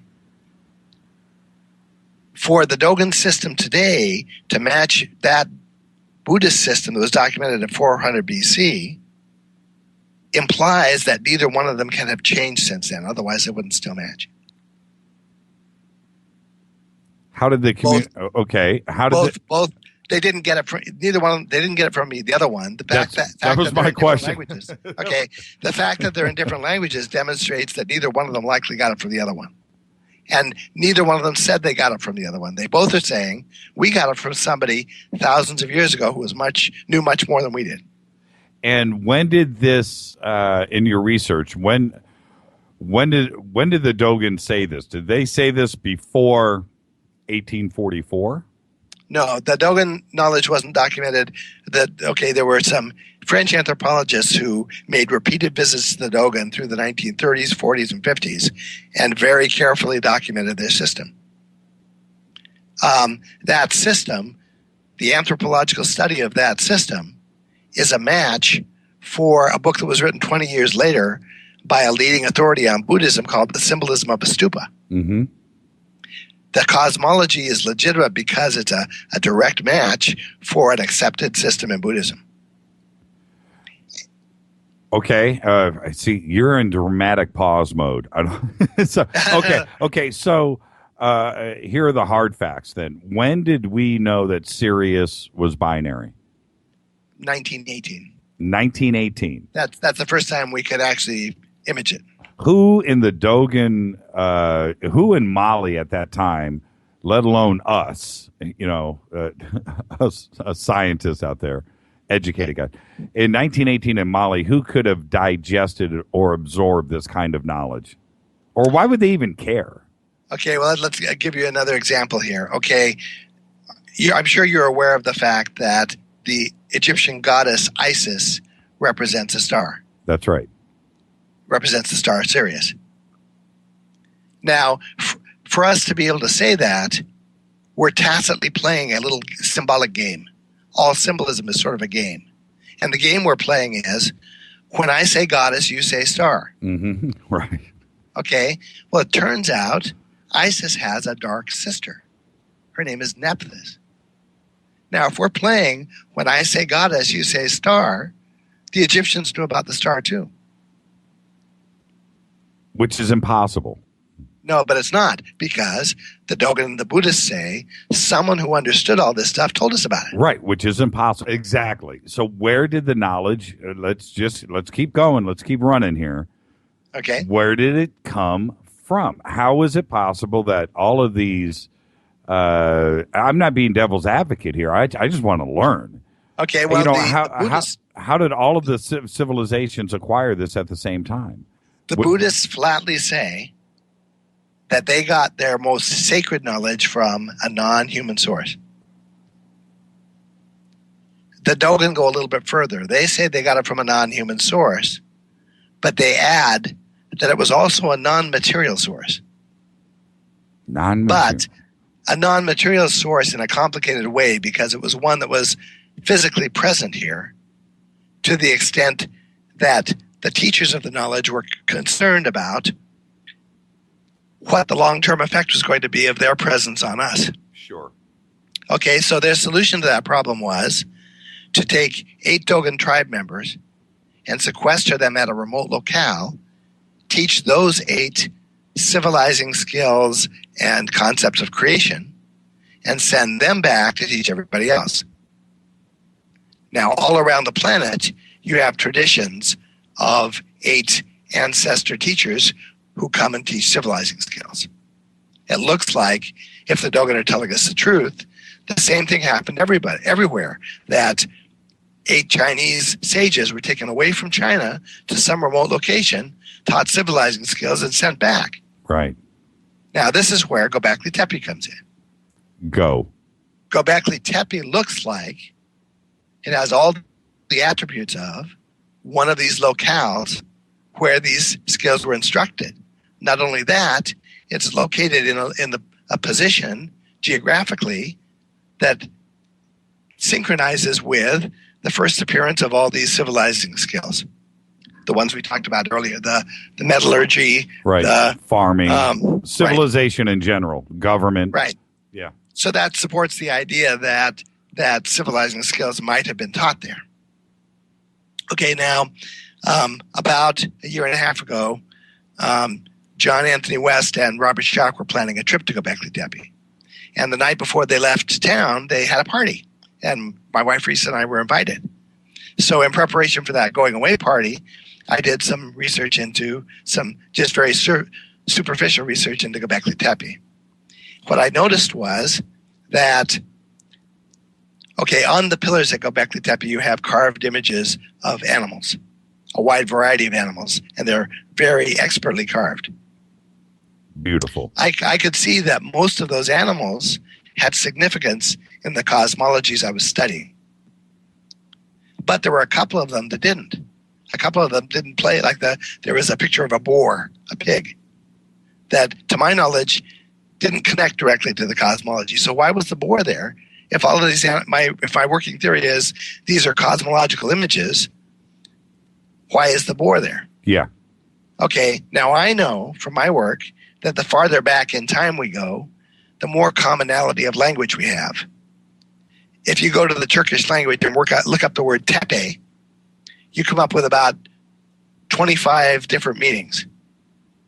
If you go to the Egyptian hieroglyphic dictionary, Budge's dictionary, you find at least a dozen of those meanings reflected under phonetic values tep or tepe. When the Turks were talking about, people in Turkey were talking about tepe, they meant the same thing the Egyptians meant when they said tepe. So, knowing that, I decided to look at the names of animals in the Egyptian hieroglyphic dictionary to try to understand these animals that didn't seem to fit. How many were there total in Gobekli Tepe? How many species? That's hard to say. I'm not sure even how many are in total are pictured on the pillars, but I know that there's quite a variety of them. Yeah, I was just hoping you weren't going to say 12. That's all. It wasn't a direct. In my thinking, it wasn't direct relationship to zodiac. But there is too as well. Let's get back to that subject. Okay. Now, when I went to the Egyptian hieroglyphic dictionary, I discovered that the names, not only for the animals I didn't understand, but also for the ones I did, were all pronounced like key cosmological terms. What that implied was that these pictures could have served as a kind of proto-writing, where a hunter-gatherer who was going to be instructed at Gobekli Tepe would walk up to the pillar, see the picture of an animal, say the name of the animal, which he knew, and at the same time be speaking the term of cosmology he was about to be instructed about. Interesting. So, okay, I'm going to let you keep going with that. So what the different names for that could be for what was carved at Gobekli Tepe, there is a reference in another language on another part of the earth that could communicate that cross boundary of languages. Right. That the idea is that we have informed teachers on site at that time who are globally capable, right, or at least regionally capable. Right. Somebody who is very capable, akin to the Peace Corps coming in after a disaster, or what FEMA should do after a disaster. Well, the Ice Age did a number on humanity. There was a recovery that needed to happen following it. And what it looks like to me is that some well-intentioned group deliberately came in and tried to, their purpose seems to have been to try to move us a step upward civilizing-wise from hunter-gatherers to farmers. But in order to do that, that's a complicated process. There are quite a number of skills you need to be able to farm. Completely. And you have to know seeds. You have to advance seeds. You have to make the seeds productive. That's a whole science in itself. And it also takes a long time. It doesn't happen overnight. That's right. And so that seems to have been the common thrust here of whoever these teachers might have been, was their purpose was to establish agriculture on the planet, reestablish agriculture on the planet. And government and structure too as well. But when I look at Gobekli Tepe, and I know that you're going to say something about this now, but I want to address this directly. The thing that that needed to happen around Gobekli Tepe is civilization and organization. You had to have farmers. You had to have people cooking the food. You had to have people quarrying the rocks. You had to have artists. You had to have architects. You had to have leaders. I don't know if there was religion involved, but you certainly had somebody that was at the top of the structure. So you had some semblance of government. It was a city that was there. It wasn't a couple of dozen tribes.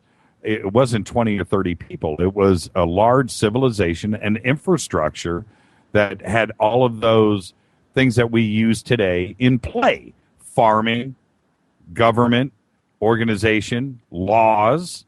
I don't think I'm not sure that it went that far, but in Egypt, we've now got the phonetic resemblance. Okay, the Egyptians have a fond memory of something they called the first time, which they refer to as Zep Tepe. Interesting. Okay. Interesting. Now, so it was significant that I found an overlap between the Turkish meanings for the word Tepe and the Egyptian ones. Interesting. Now, also, you've got king lists in Egypt that are quasi-mythical. But if you apply the Egyptian timelines to these rules of the reign lengths of these various kings, it takes you back approximately to the era of Gobekli Tepe. And when you say kings, we're not talking the civilization directly connected to the first pharaohs in Upper and Lower Egypt, or are we just talking? We're not talking dynastic Egypt, right? But we're talking. A lot of cultures have king lists that, as I say, are quasi-mythical, quasi-historic. Sure. They may or may not be actually historic, but you have the coincidence of the fact that these king lists coincide with the era of Gobekli Tepe. You also have, in Buddhism, you have a tradition of the first time knowledge was passed or transmitted to humanity by Buddha. Now, the point in Buddhism is we're all familiar with a particular Buddha in a particular era, but it's understood that there were Buddhas in every era. So we're talking about knowledge being passed the first time to humanity in very ancient times. It happened at a place called Vulture Peak. Now, one of the animals that's prominently pictured up on the hilltops where Gobekli Tepe is are vultures. Yep. Okay, so that's a possible fit. So now we have a number of different factors that are making it look as if Gobekli Tepe might really have been one of these instructional sites. Were you able to back up the Buddha calendar as well, and also the Dogon calendar, and move back to a 12,000 year ago timeline? Okay, the Dogon don't actually have a written language. Their tradition is an oral tradition. And what's interesting is that the cultures that in my experience, the cultures that tended to do the best job of preserving their knowledge were the ones who never adopted a system of writing. Such as the Dogon. There were others also. There are cultures, like the Druids didn't have a system of writing originally. That's right. Their tradition was an oral tradition. There are other cultures also, but any of the cultures that adopted writing as a way of preserving this knowledge ended up shooting themselves in the foot because their initiates, I think, ended up feeling no longer compelled or obligated to understand it all and to be on top of it all. Once they wrote it down, they sort of felt like they could walk away from it. When you put all of this data together, and as you've researched over all these years, do you ever get surprised, or is all of it just like, well, of course, it was supposed to be like this? It's the only way that it fits together. I do get surprised. Actually, I'm just finishing a book right now where my outlook coming into the book was that I could see influences from Egypt in ancient times on another culture. I thought that was very interesting. I was approaching the book from that standpoint. I got about 3/4 of the way through writing the book and realized I had it backwards. The influences went the other way. Interesting. Laird, nice play. Nice play. Okay, so give me. I do get surprised by things, definitely. Well, can you give me a couple of examples of that? The reverse example. Okay. These influences happened before Egypt had a coherent enough society to have been able to reach out long distances to help other cultures. Okay. What that led me to was another one of these instructional sanctuaries, but it's not from 10,000 BC. It's from an era much closer in time to dynastic Egypt.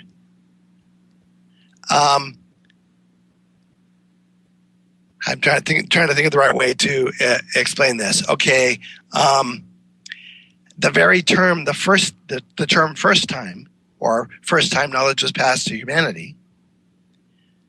Though that statement, "first time," implies there was more than one try. It's just like in Judaism, when the jealous God says, "Thou shalt have no other gods before me." The Hebrew scholars said that implies there were other gods. Right. It does imply that. That's exactly what that statement says. That this is Fade to Black. Oh, let me do a quick station break here. This is Fade to Black on the Dark Matter Radio Network, bespoke radio for the masses. We are talking with Laird Scranton.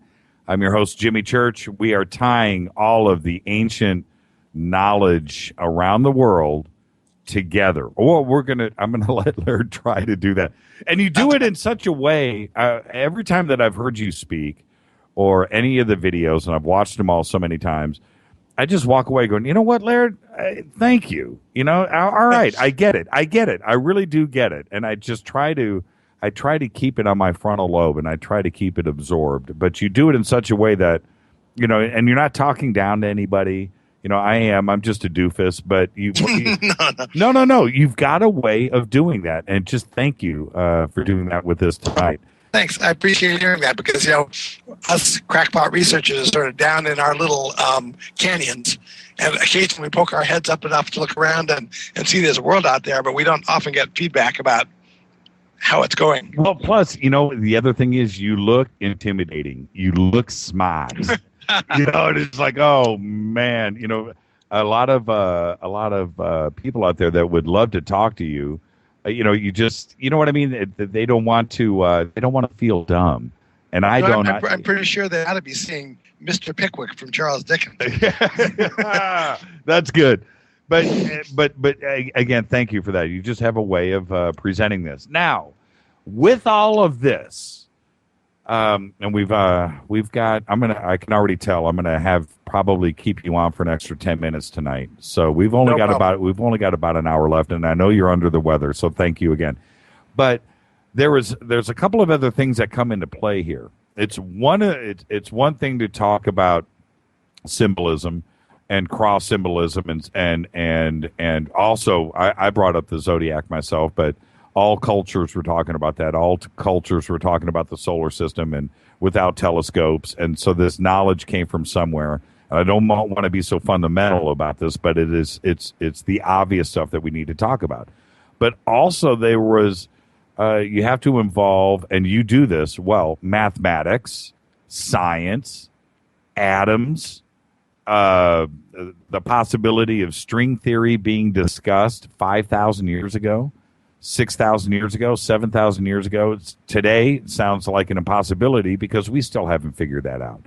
String theory is just that. It's a theory. And right. Well, one thing about these ancient systems is that in every case, the knowledge is being given not in terms of this is what we think happens. It's being given in terms of this is what happens. And so far, I haven't found a point where it falls down. From what I can see, whoever took us under their wing and was trying to help us out did their level best to give us the best they had. I don't know if you're a parent of, have ever been a parent of small children. Yes, I am. But at some point, a parent has to decide to tell their children, explain to their children where babies come from. Right. Now, if you're talking to a 2 or a 3-year-old, you might not want to tell them all of the intimate details of how it happens. But whatever story you do tell them needs, in a perfect world, it needs to be based on something real that will help them understand it later on when they get the full story. You don't tell them a stork brings a baby. You tell them a part of the mother joins with a part of the father, a part of the father joins with a part of the mother, and comes together to create a baby. Right. Okay, now that's the way these esoteric traditions work. At the surface level, you've got the 3-year-old story. And anybody who wants to pursue it can. All they have to do is continue to ask pertinent questions. And if they do ask those pertinent questions, a Dogon priest is required to give them a truthful answer. So theoretically, any member of Dogon society can ultimately learn the inner secrets of the tradition. It takes about 20 years for that to happen.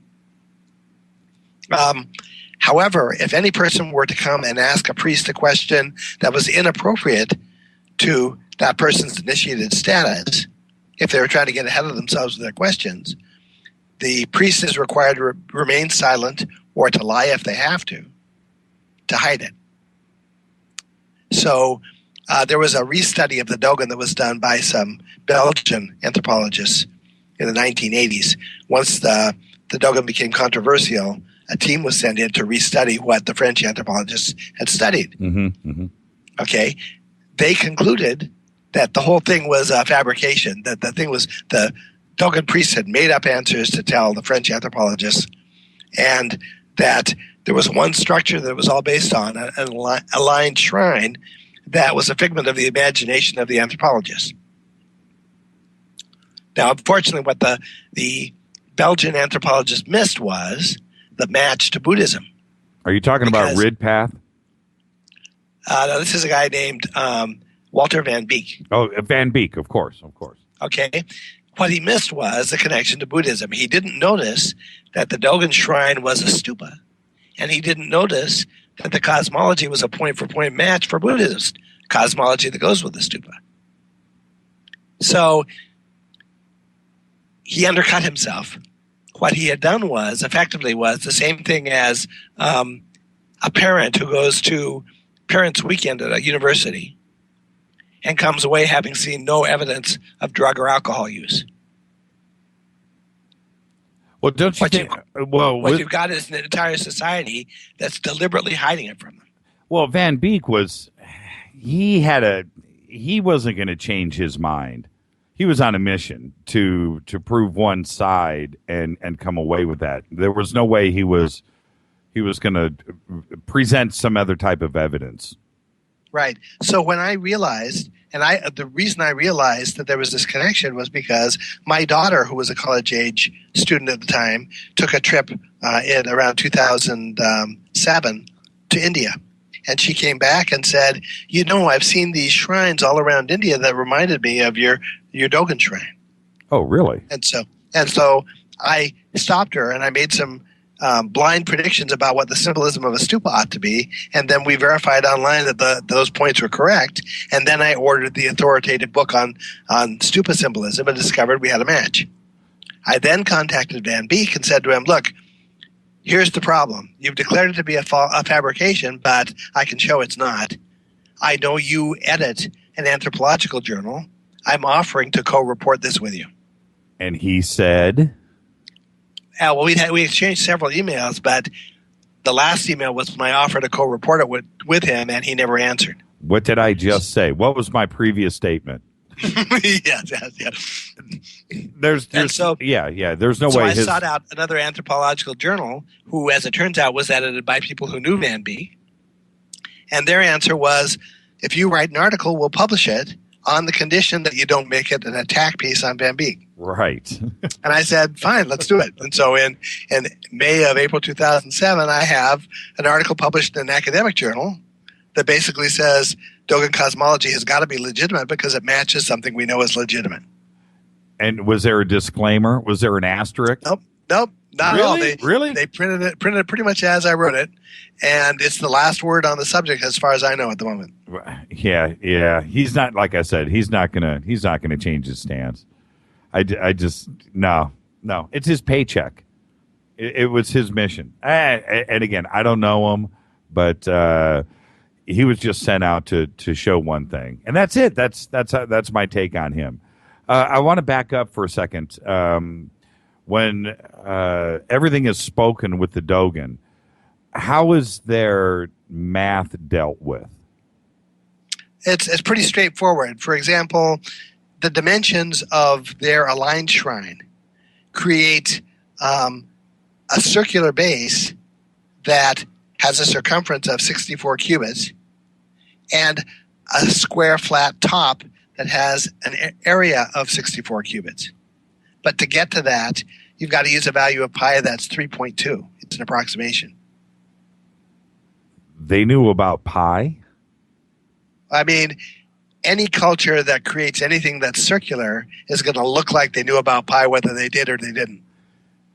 Without writing it down? Wow. Right, but 3.2 is not rocket science math. It's pretty straightforward. This whole system begins with geometry, and it's specific geometry.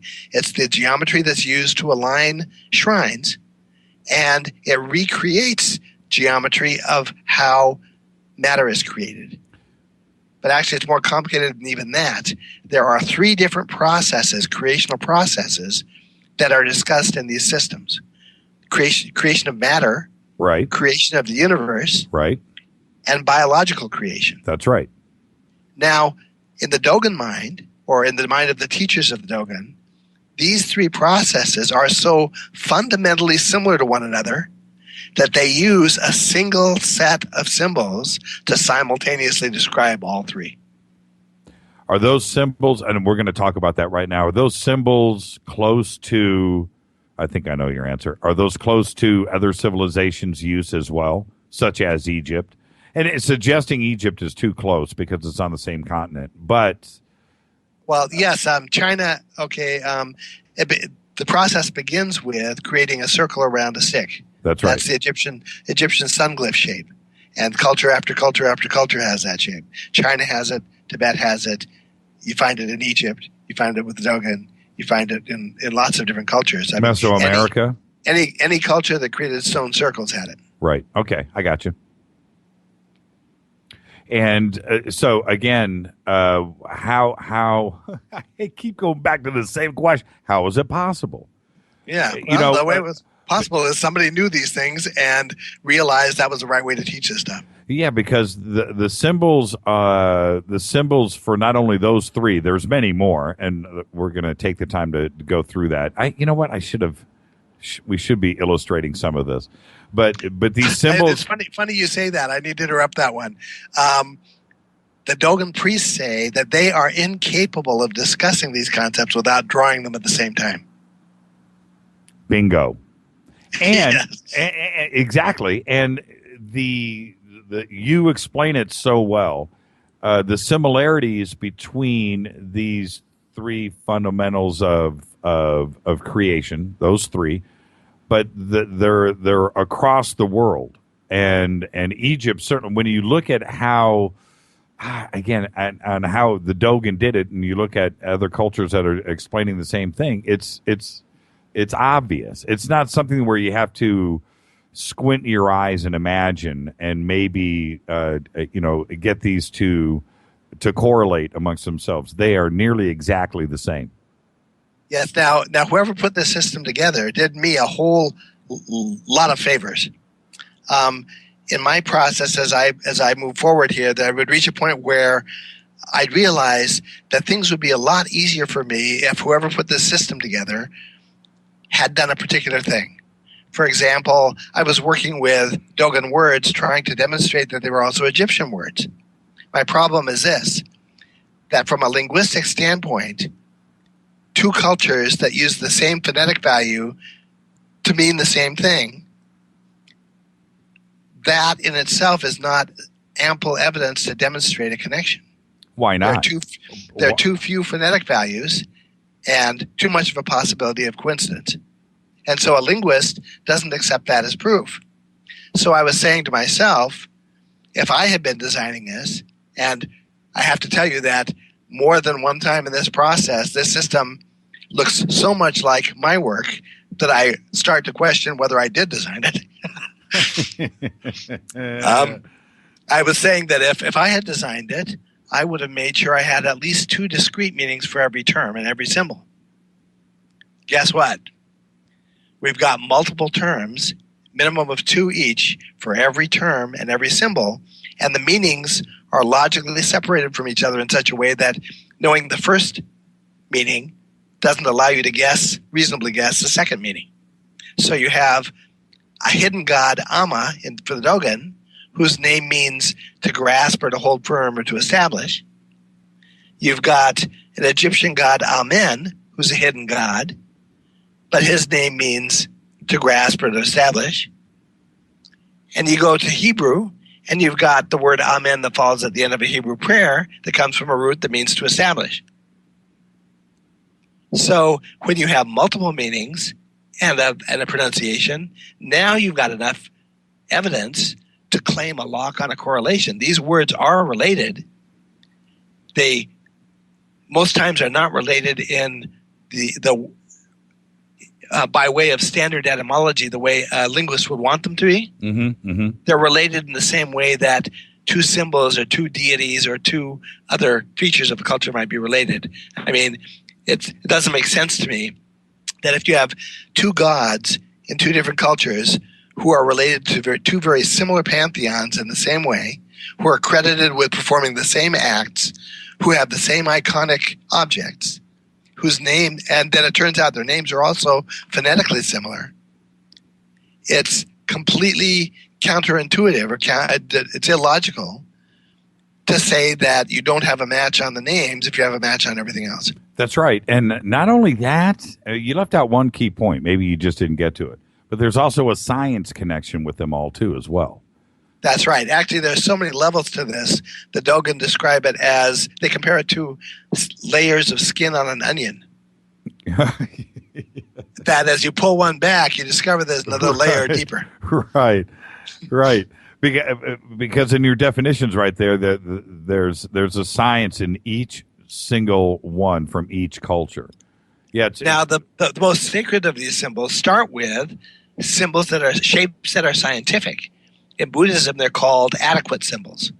An adequate symbol is a shape that exists in nature, and because it exists in nature, its meaning can't be lost. Even if the initiates all forget what it means, someone's eventually going to come along with the right equipment to see the shape again and understand the shape of an electron orbit is an electron's orbit. Right. How did they know that? How is it possible? 5,000 years ago, 3,000 BC, 4,000 years ago, to even think about, the thought of atoms and everything, we're barely scratching the surface on that now. We're finding more and more every single day. But they were putting this into symbols and symbolism 5,000 years ago, 3,000 BC. It's impossible. Now understand that to somebody like me, who is willing to entertain the idea that there might have been very capable somebodies on the planet 5,000 years ago. Sure. A huge number of the things that look mysterious to everybody else don't look mysterious to me once you postulate somebody like that being here. Okay. And I agree with that. It's like what I was saying about Velikovsky. If he's right, all these other considerations at all these other different stages of the scenario evaporate. Right, gone. It's the same way with ancient mysteries. As soon as you accept the possibility of a non-human intelligence helping us, large percentages of mysteries disappear. The system makes sense. Including Darwin. Let's not go there. Did I just say that? Let's back up. And Darwin to me is an easy question. if you accept the fact that dodo birds existed at one time and they don't anymore, that's the only thing that evolution needs to progress. End of story. End of story. Yeah. How can you deny that evolution exists? Do you really want to go there? No, I don't. Okay, all right. This is Fade to Black on the Dark Matter Radio Network. I'm your host, Jimmy Church. Follow us on Twitter at JChurchRadio. I've been ignoring the Fade to Black column on. I've been ignoring Twitter in general tonight. I apologize for that. I'll get to all of your Twitter questions. They're all lined up. I have them in front of me. We are speaking with Laird Scranton. Hey, Laird, this popped into my head about 5 minutes ago, listening to you speak. What's Thanksgiving like around your table? What are you guys talking about? That's very interesting. We had a very, very interesting group here this year for Thanksgiving. I have a daughter. She and her partner in South America. They live in Lima, Peru, and run a coffee business, a coffee roasting business. Uh-huh. They have cafes, and they supply restaurants. They supply top restaurants in the world, top-rated restaurants in the world. I have a son who acts in New York City. He's had featured acting roles with the Metropolitan Opera and places like that. He won an Obie Award, an Off-Broadway Award, for a piece he did with the Living Theater a few years ago. Wow. I have a wife who is at the center of the hub of a wheel of really, really interesting activity that her presence facilitates or catalyzes. And so you have to believe that there's no end to the interesting things that are potentially discussed. I can only imagine. One day, invite us. I would love to come hang out. It just must be great. My Thanksgiving table, we talk about soccer and the Indianapolis Colts. Yeah, so there you go. And you were supposed to laugh. Master Carpenter just tweeted. He said, "So, the huge solar system catastrophe inspired the Dogon to come and help us?" No. My outlook is that ice ages reflect a change, most often reflect a change in tilt of the axis of the Earth. And when that happens, okay, the Egyptian and the Dogon and the Buddhist references are all given in relation to the idea of a boat capsizing.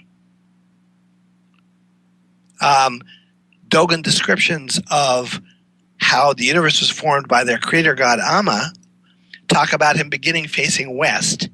He then turns left to his left, and he's facing north. We have references in ancient times in numerous cultures that are flatly wrong given the way the Earth's oriented right now. My outlook is that occasionally the boat tips over, and when that happens, there are huge rises in ocean levels. There are major changes in weather. It's a major disaster for humanity when that happens. I think the last ice age was one of those events, and that afterwards, somebody who had our best interests at heart came in to help us recover. Now, one sign of this is the Egyptians talk about a first time. The Buddhists talk about a first time instruction was transmitted to humanity. The Dogon talk about a time when culture was restored to humanity. And those outlooks are enough skewed from one another, enough different from one another, that you see there's another perspective on this. There are suggestions in numerous of these cultures that there was something before the Ice Age that had to be recovered, had to be restored. Do you subscribe to ancient astronaut or ancient alien theory? It doesn't matter. It's a moot question, because the types of knowledge we're talking about implies a space-capable culture. Okay, I'll give you an example. The Dogon tell us what happened, what existed before the Big Bang. They tell us details about the structure of our universe and other universes related to it and how they relate to one another. Things that could only really realistically be known by a culture that was either for all intents and purposes, must have been space capable. So it doesn't matter whether we say that sci-fi aliens came to Earth and helped us, or whether a culture from the Earth that was space capable somehow helped us. It's the same thing at the bottom level. It's that level of society that existed. So what does your gut tell you then? My gut tells me that there were two groups. I see signs there were two groups involved back then. One that genuinely wanted to help us out, and another one that so much didn't want to help us out that they may have actually caused the tipping of the boat.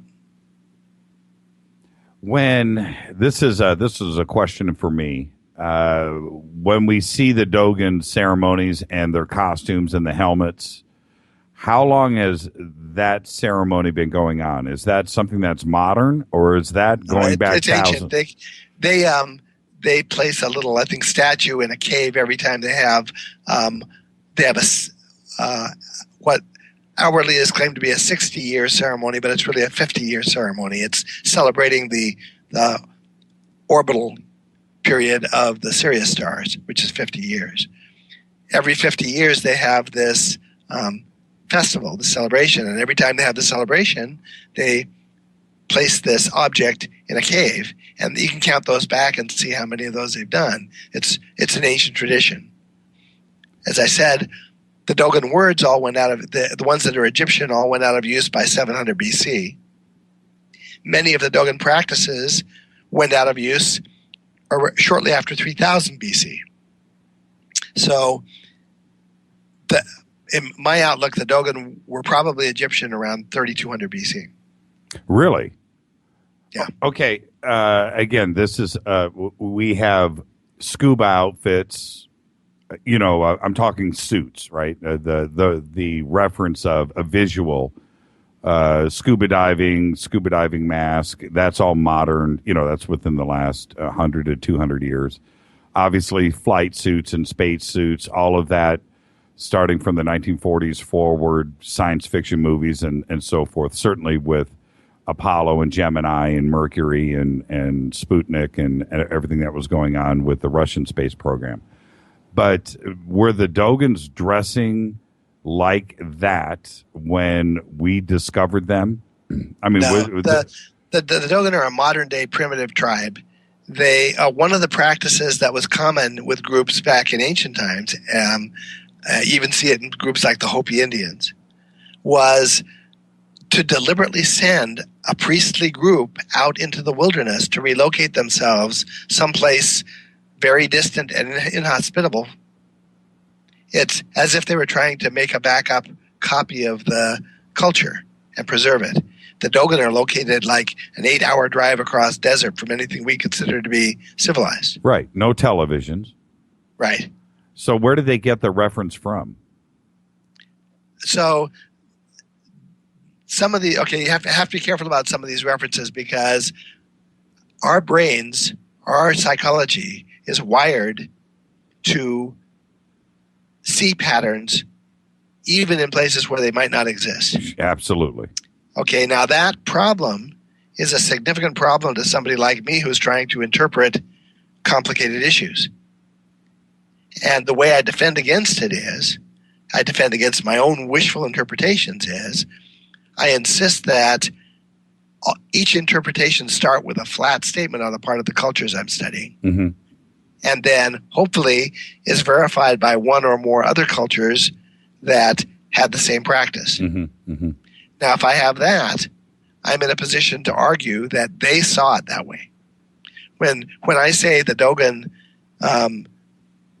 system of symbols describes how matter was created, that doesn't come from me. That comes from their priests. Their priests are saying, by the way, this tells us how our creator god Amma created matter. I come along not really knowing very much about matter, but I can see that they have a definition of an atom, right? And they have definitions of protons, electrons, and neutrons, right? But they have this whole descending structure from there that I wasn't equipped to evaluate. But I was starting to realize that there was a pretty good chance if they had the top two levels right, they had the rest of it right too. And so I started, reading Stephen Hawking and Brian Greene and started comparing things and discovered not only is it right, not only is it a very close match all the way down, descriptions and drawings, the Dogon talk about things that Brian Greene and Stephen Hawking don't talk about, like how it is that a wave can turn into a particle. Right. Or what it was that existed prior to the Big Bang.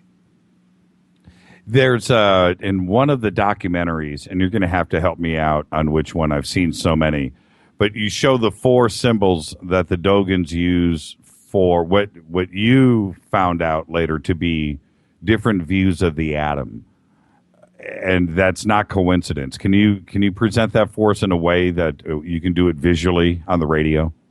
Yes. Okay. There's a property of matter when you get down to fundamental particles. Each particle has a property that's called spin. Now, spin makes the word spin makes you think that it's a rotational property of the particle. What it really is it tells us what the particle looks like from different sides. If you imagine viewing the particle from, if you have a circle, you can move around the object all the way around it. Okay? And in science, they classify these fundamental particles according to spin. There's the kind of particle that looks the same no matter what angle you look at it from. Which is a circle. That's a circle. Basically, yes. Or it's something that has circular symmetry. Okay, there's another category of particles that you have to turn it halfway around for it to look the same. This would be like... a top view and a side view. Yes. For the audience, I'm trying to present this to them. So symbol number one, right, would be like if you had a lifting dumbbell. Yeah, right. If you have a weightlifting dumbbell, you have to. Okay, so symbol number two, if you imagine a weightlifting dumbbell that you have to turn halfway around in order to make it look the same as it looked originally. Number three is a type of particle where you have to turn it all the way around in order for it to look the same as it looked originally. But there's a fourth kind of particle that actually has to be turned around twice to look the same. And the Dogon have this. Well, the Dogon have drawings to represent that, and they use them to categorize fundamental particles, which they refer to as seeds or signs. When I look at the four symbols that you're talking about, and I look at them, it's just like, exactly. That's exactly what's going on. 1, 2, 3, 4, flip, flip, flip, flip, flip.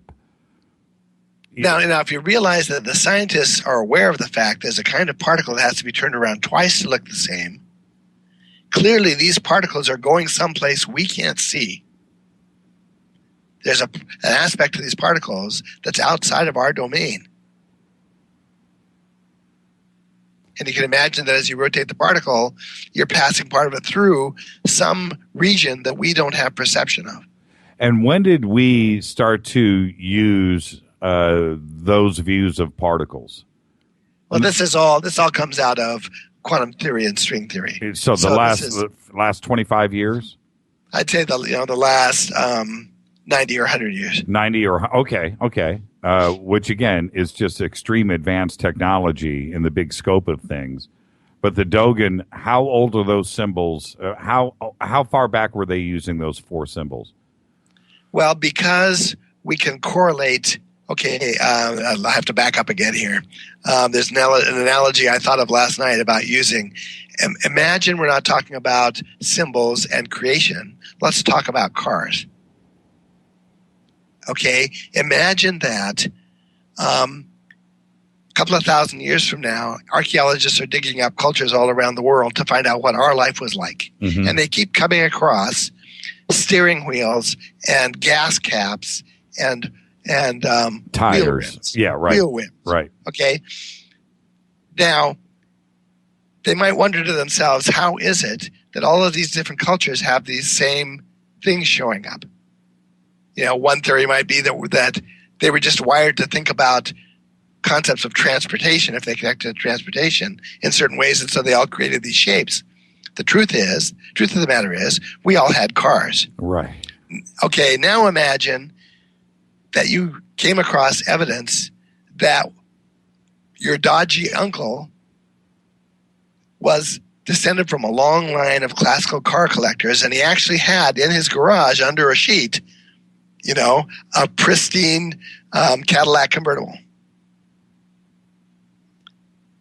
Okay, and imagine that he had studied it so carefully that he now knew how to take it apart and put it back together.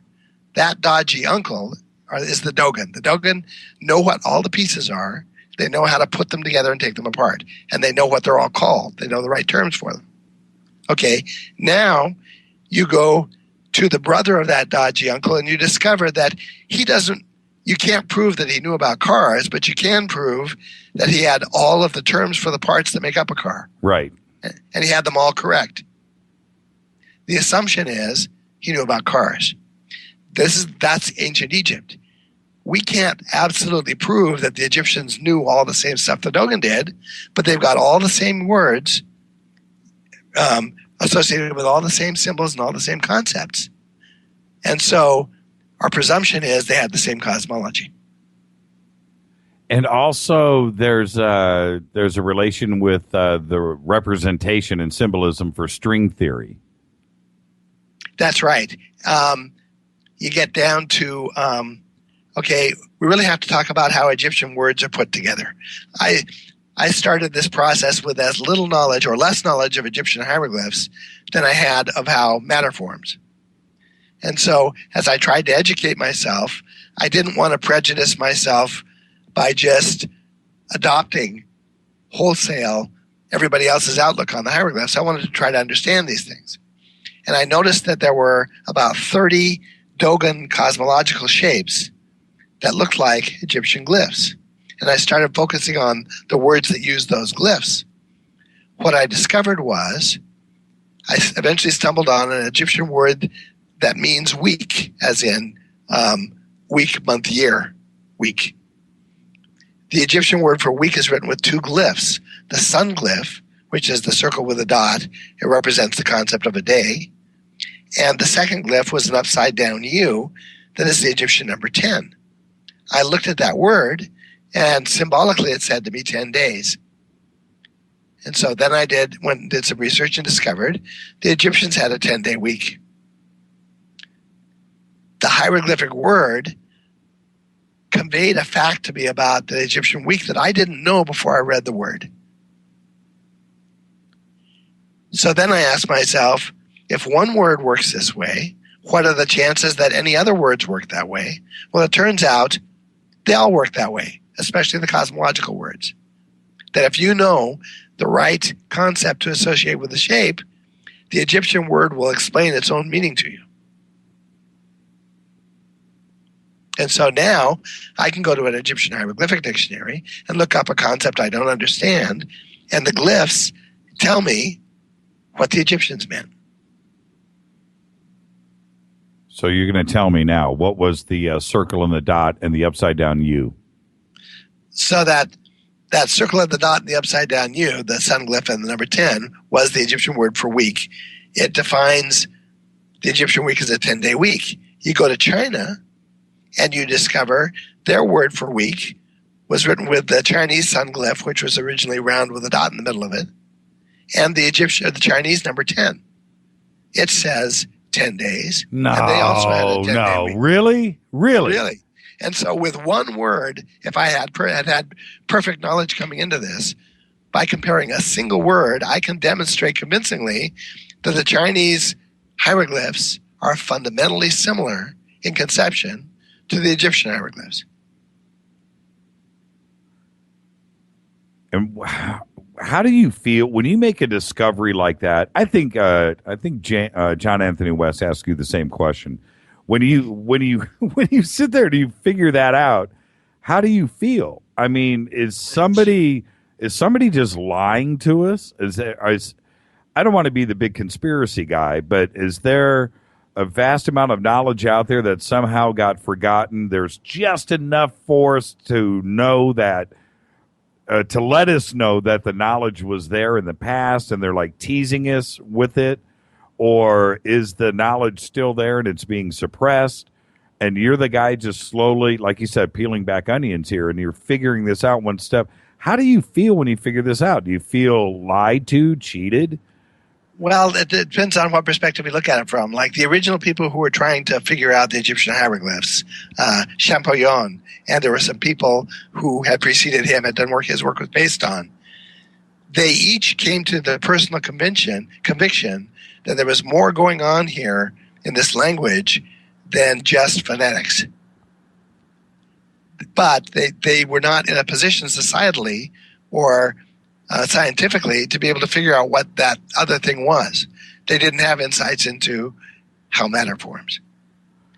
Now, I look at it and I say, your typical language is trying to represent 40 phonetic values. The Egyptian hieroglyphic language has 4,000 glyphs. What are the chances that it was supposed to be phonetic? Oh, and then when they write the words, they leave out the vowels like Hebrew does. Right. So what are the chances that someone was trying to develop a phonetic system? If they were, they failed miserably. It can't be phonetic. Now, let's get back to the string theory part of this and the connection. That's okay, so we were at the dot, the circle, and the upside down U. Okay, so now to move on from that, now you get to the Egyptian goddess Neith, who is the mother goddess who weaves matter. Okay? As you interpret the Egyptian symbols, her name is written with a wavy line of water, a hemisphere glyph, and a sort of a complex shape that has two sideward-facing open U's on either end and sort of a circular shape in the middle that connects the U's. Kind of looks like a DNA strand to me, but... I think the traditional view is that it represents a shield and some arrows. Yeah, it's kind of it's a weird shape, but anyway, you know what I'm trying to say. I'm trying for everybody out there. I wish we could present a picture of it. Circle in the middle with two. How did you explain it on each side? Sideways, outward facing U's. Yeah, sideways out facing U's. And when I look at that, it looks like a double helix to me. I don't want to mislead. Sort of does, and I want to tell you that there's reason to think that might be true. Oh, really? That's just my brain. Do you have a take on that? The upshot is the universe is a double helix. My brain is a double helix. Okay. Now, there's parallelism to these creational structures. If the universe is flatly said by some of these cultures to be a double helix or to be a helix, then you can bet that a fundamental component of matter also is a helix. That's right.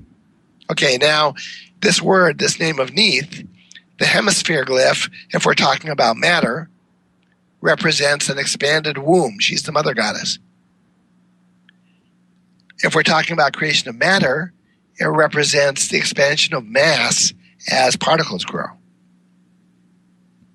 The little wavy line that starts her name can represent water, but it can also represent the concept of weaving. So her name says, the first three glyphs, the first one says weaves, the second one says matter, and the third one is tacked on the end as a convention that nobody recognized in the Egyptian hieroglyphic language, that when there's a trailing glyph on the end of a word that's not pronounced, the reason it's there, from my perspective, is because the symbolic sentence you create with a word defines the meaning of that glyph. Bingo. Okay, so her name says weaves matter, and what it's followed with is what is for all the world a diagram, a picture of a diagram in string theory that represents the fundamental process by which matter is woven from threads. And the conclusion is? The conclusion is that whoever defined Neith as the goddess who weaves matter knew the science of string theory. Right, of string theory, right. And it's when you explain it, and I wish we had the glyphs here for everybody to look, and you just look at it, it makes perfect sense. I don't want to sound dumb here, but it makes perfect sense. But then you have to go back and immediately, how could they have possibly known about string theory back then? Now, I've said that now 10 times during this show tonight. Well, the mindset you have to get out of is the one that leads you to think that the Egyptians and the Dogon were using string theory the same way Brian Greene or Stephen Hawking is. Right. Which they were not. They were just told. The mindset you need to be in is that your math teacher in high school probably knew many higher levels of math than you'll ever know, but you still might have been influenced by that. You still may have come away with worksheets that had the symbols on it and so forth. That's right. The same reference to the nutty uncle. Right. Yes. It's the same reference to he didn't know about string theory, but he knew about string theory. Two different things. Right. Now, the upshot for me with all these cultures is, back in the 1800s, they tried to define a certain region of the world as the starting point for all of this system of creation, or this system of knowledge, and trace it to all of the other cultures that have it. And all of the attempts that were made, and there were many of them, they all eventually came to contradictions that wouldn't, you couldn't say this was true because you bumped up against an impasse. The bottom line for me is that the reason all these cultures have the same symbols, the archetypes of Jung, is not because they communicated with each other about it. It's because they were taught by the same teacher. Now, I'm picturing, okay, so now that brings up it happened one of two ways. Either those teachers were at the same spots around the earth, inside of the cultures, all at the same time, teaching in the same time, on the same day, so to speak. Or somebody was traveling. There was a common, traveler between these civilizations. Well, but even there are even biblical stories of people being spirited away to a high mountaintop sanctuary where mind-boggling things were revealed to them. Oh, so that would be the third option. I got you. Okay, you went away to school. You went away to school. Yeah. Then the Dogon. That's what the Dogon flatly say happened. It's essentially the same thing the Buddhists say, that the knowledge was given at a place called Vulture Peak. So my expectation is, when I refer to archaic times, I'm referring to the era of Gobekli Tepe around 10,000 BC. When I use the term ancient, I'm referring to the era around 3000 BC when writing first appeared. In archaic times, this instruction seems to have been done at sanctuaries that specialized in certain skills. At Gobekli Tepe, it looks like they were teaching stonemasonry because nearby there's a stone quarry and so forth. All of the evidence we have there is actually that it was not actually an occupied site. They don't have the traditional garbage you would find if there had been a city there. Food, bones. They also, interestingly, have not turned up tools, which is also a problem in Egypt, that there's an ongoing mystery in Egypt because many of the tools that would have been required to build certain things, they don't have examples of. They don't. They wore them out. I can imagine that the tools were valuable enough to whoever owned the tool that they kept track of them. They kept track of them, and you're a scientific guy. You got one of those minds. So just let me ask you this, because I'm sure you could sit down tomorrow and put a spreadsheet together and calculate this. With the amount of force and the wear that it would take on a copper chisel, right? A nice, big, thick, heavy copper chisel, and you've got a red limestone boulder in front of you. You need to carve square. Okay, now you start whacking that with your hammer, right, or with your rock and your copper chisel, right? Now you've worn that chisel out in about 20 strokes, probably, right? Now the copper chisel goes into the pile. Now you've got copper chisel number 2, and you haven't changed the rock at all. Right. Now you're on the second copper chisel. Now you wear that down to a nub. How many? That's right. Now, out of 2.5 million blocks of the Great Pyramid, let's stop and think about where are the Chisels. Yeah. 100 million nubs of copper chisels. Where are they? Do you understand what I'm saying? Yeah, no, you're absolutely right. That's the whole question of tools is an interesting one that someone needs to look at Somebody carefully. needs to help me out. It's just the way my brain works. When I think about that, how many, when they talk about, water and sand and twine and what it would, and a piece of metal to do these saw cuts. Okay, all right, I'm with you. Okay, I get that. But show me the 200 million saw blades. Where are they? Because they wore them out to nubs and they put them somewhere. There's some type of metallurgy, some type of foundry somewhere with the evidence of cubic tons of copper. Somewhere. Where is it? Right. That's the issue that I have. It's not one copper chisel carved out one of those rocks. Not one copper chisel carved out 20 of them. And even if that's the case, then there's 100,000 copper chisels somewhere. That's right. That's all that I'm saying. And, so yeah, do a spreadsheet for me. Calculate that. We need Chris Dunn in here. Yeah, they're gonna have to drain the Nile River, and I'm sure they'll find them on the bottom. I have issues with that. I really do. I really, really, really do. I don't know how much harder red limestone is and red core or whatever, any of that stuff. That is how much the magnitude of it is harder than copper chisels and copper. But we all know that you can put a penny in your teeth and put a mark in it and bite down. It's soft. It's a soft. You can bend it. So I don't know how they were carving out blocks. No. Now I have a couple of friends, John Ward and Maria Nilsson. Maria Nilsson is a very talented archaeologist from Sweden, and they've done a lot of good work on a stone quarry at Gobekli Tepe. I know at Jebel El Sasila in Egypt. This is up near Aswan area along the Nile River, and they are extremely familiar with the realities of the chisel marks in the rock and the quarryman's marks that were made and things like that. And I'm sure they would have strong opinions about the chisels and how many would have been used and so forth. But I think they also have an unresolved issue as to why they aren't finding more tools.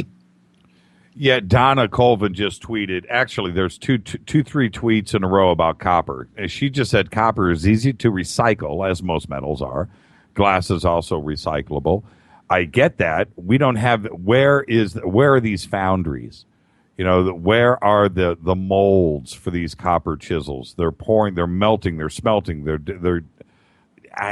That's the issue. I just want to see it, and the mass production that it would take to produce a pyramid in 25 years. I have no idea, but the thought of cranking out 2.5 million blocks is the same thing. You're talking about the manufacture of massive amounts of chisels, massive, crazy amounts, train car full of chisel manufacturing arriving on site there. And that's it. Right. Hold on. There was another tweet here about copper. What was it? Twitter happened so fast here. I don't know. What's your Twitter handle, by the way? Actually, I'm not connected to Twitter. I'm people can find me on Facebook, but I'm at a stage right now that if I were connected to one more social media site, you'd sort of have to pry me off the computer at the end of the day with a crowbar. Well, I don't know if you know this. I don't know if you know this, Laird, but Twitter's going to be huge. No, I'm sure it probably is going to be huge. My wife, Risa, and I tell people that we are neo-Amish. Oh, really? Or are you there? The Amish are the people who gave up on technology somewhere before 1890. We gave up on technology around 1990. It's crazy what I have to go through every single day to not myself, but our team here to get a show on the air. And every single day, the motions that we have to go through on different platforms and technology to get to the point where then I can sit down at the microphone and actually do the show. But it's amazing what we have to do. And it's just like one more thought. You know, somebody mentioned to me last week, dude, why aren't you on Instagram? What? Yeah, I don't even want to hear these words. Dude, how come you're not on Pinterest? How come you're not on? I don't want to know. I really don't. It's enough with Facebook and Twitter, a website, and YouTube. Just regular email, just keeping up with regular everyday email. Regular email, and then the audio software and the video software that comes into play to get every show done. You're talking about 4, 5, 6 different platforms that have to be dealt with right after you get up in the morning, and everything has to be perfect. It's got to be lockstep with each other just to get to the point where we do the countdown with the network, 10, 9, 8, 7, 6, 5, 4, 3, 2, 1. All cylinders are clicking. It's insane. Yeah. I have been talking briefly about the difference between the archaic and the ancient. Yep. Okay, now, all of the studies I had done prior to my upcoming book, Point of Origin, had involved cultures from 3000 BC forward, at or just after the first emergence of writing. And so to a person like me who wants to be able to anchor an interpretation, a written text allows you to do that. But when you start dealing with subjects that are as old as Gobekli Tepe, which are 7,000 years before writing, you have to come up with different ways of being able to demonstrate that an interpretation is a correct one. You don't have a written document to point to. And so realizing that Gobekli Tepe looked like it connects to these other cultures, my challenge was to find positive ways to actually connect it. To say, here's a way you get from 10,000 BC at Gobekli Tepe to 4,000 BC in Egypt, or 3,000 BC with the Dogon, or Stonehenge, yeah. pagans. Yeah, that's right. Things like that. Actually, the British Isles are their own challenge, and that's coming up in the future.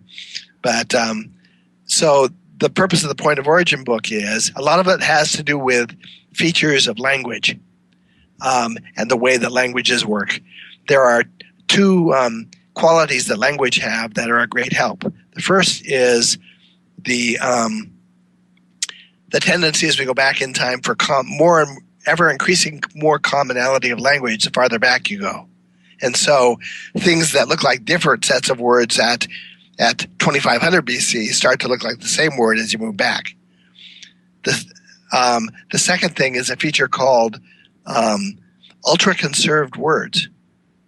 And this is the tendency of words that are truly important in a language, that people feel are truly important in a language, to stay in the language for very long periods of time. And so what that allows us to do is it allows us to work with a more modern dictionary in a place like Turkey and depend on the fact that the significant words of cosmology, we're going to still see traces of those words in a modern dictionary.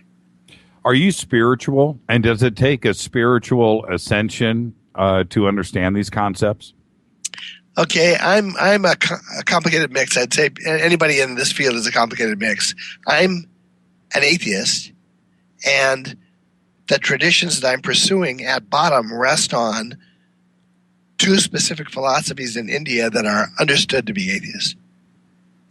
But they also rest on the notion that our universe is not a single universe, that our material universe is paired with a second universe that is non-material in nature, and that there are connections between the two.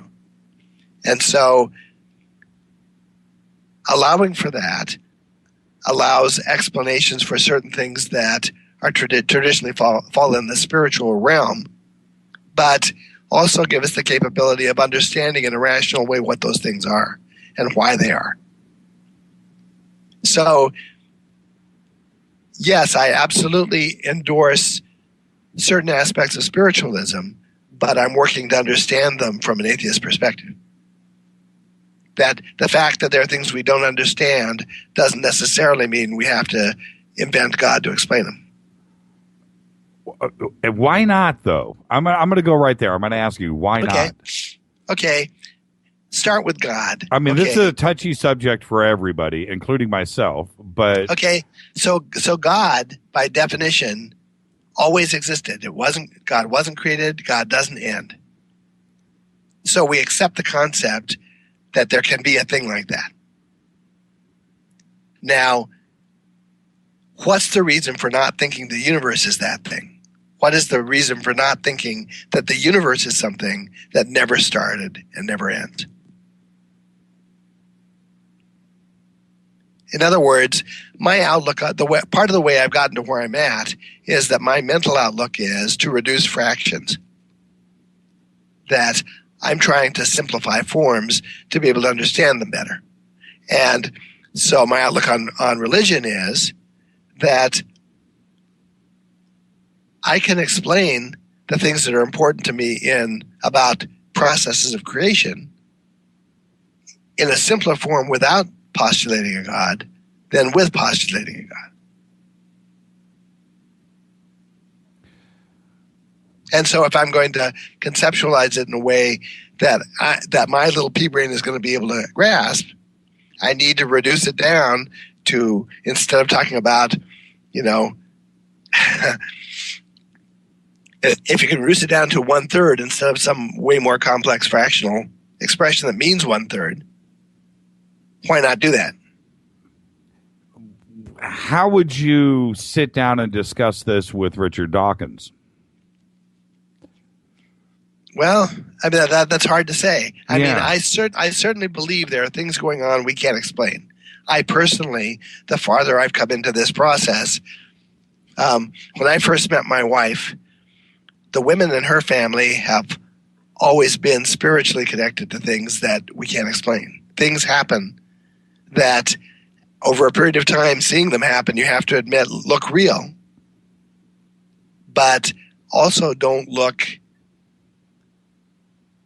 explainable in the framework that we're the scientific framework that we try to perceive things in. That's right. Now, that's right. And an analogy that I use for science is, imagine a scientist. I imagine a scientist as a person who gets into his car and makes the rule for himself that from this point forward, the only things he's going to accept as being real are the things he can see in his mirrors. And the engine running. Yes. Well, okay, now you could probably drive perfectly fine for your entire life, accepting that only the things you can see in front of you and in your mirrors are the only things that really exist out there. That's right. And the car that you're riding in. Yes, yes. But you and I know that there's a blind spot big enough to hide a tractor trailer with the mirrors. Mm-hmm. And that's the difference for me between science and the acceptance of a spiritual aspect of things. That clearly, if you're paying attention, there are things going on we can't explain. And those things are in the blind spot. And we know for certain the blind spot exists because we have fundamental particles that have to be turned twice. Why is it so difficult? I mean, there are some scientists out there that I don't want to put everybody in the same box that have an open mind, and I think they're getting closer to accepting the miracle side of science. All right, they're okay. And then you have the other, not only hardcore guys like Richard Dawkins, but archaeologists, Egyptologists, where they just, you know what? You're not giving enough credit to man. You're not giving enough credit. They were just able to do this. They were able to, things happen, and we just put it together, and that's it. Darwinism is the way it happened, and it's just, everything was an accident, and it just happened the way it is. And see, I'm a computer guy, and I know a design system when I see one. One of the first things that tripped me to this stuff was recognizing that someone was doing with ancient symbols what I had learned to do over time with symbols that I used to write a computer program. Exactly. Why is that so hard? I use. Why is it so hard to grasp? Why Right. are they in Now- such denial about this? I would love to sit down with Richard Dawkins. He would not have a pleasant time with me. He's a much smarter guy than I am, or he likes to intimidate you and make you think that he's the smartest guy in the world. And I get that. I do. And he's built a very nice industry around him. And I get that. I really do. Kudos. Great. But he would have a hard time sitting down with me because I would argue this till the cows come home. And nobody wants to. I think people are intimidated by not only him, but people like him too as well, where they don't want to stand up for what is right. And when it comes down to things like, look, life in general just happened to DNA was created by a couple of chemical reactions on a crystal in a stream somewhere, and then suddenly, boom, here we are today, getting ready to traverse the stars. It was just some accident. No, I don't even know what the cosmic number is, how big that number is. I don't know how many digits wide it is, but it would go off planet. It's that big of a number as far as odds go. And that's why I had to ask, are you spiritual? And when it comes to something like this, how do you accept the fact that this kind of knowledge has been around for such a long time? Because in the traditions that I study, as I say, there are two aspects to this. There's a feminine aspect to it that represents the non-material half of it. That, I got to give you a little background on this to be able to get to what I want to say. Einstein says that the faster we go, the reason that light travels at a constant speed is because the faster we move, the more our time frame slows down. It slows down just enough so that light is always 186,000 miles per second faster than us. If we go 100 miles an hour faster, the time frame slows down just enough so that it still measures 186,000 miles per second. What this means is that as a body is accelerated more or it becomes more massive, time frame gets slower. It also means that as you go the other direction, as you move conceptually to the bottom of matter, to where waves exist, you're reducing the massiveness of the particles enough that they essentially exist in an infinitely fast time frame. You compare in relation to us. Things are moving very, very quickly. That may be why they look like waves to us. It's because they're moving so fast. Okay, the non-material universe is understood to have perfect knowledge, but an inability to act. And one way of thinking of that is time doesn't exist there. Duration doesn't exist there because the time frame runs infinitely fast. Everything happens at once. The material universe has imperfect knowledge, but perfect ability to act. Mm-hmm. Okay? Mm-hmm. Now, the Dogon described the relationship between these two universes as being similar to the natural water cycle on Earth. Now, that's the cycle where water evaporates from the oceans to form clouds. The clouds rise up, go over the mountains, create rain that washes down the mountains and back into the oceans.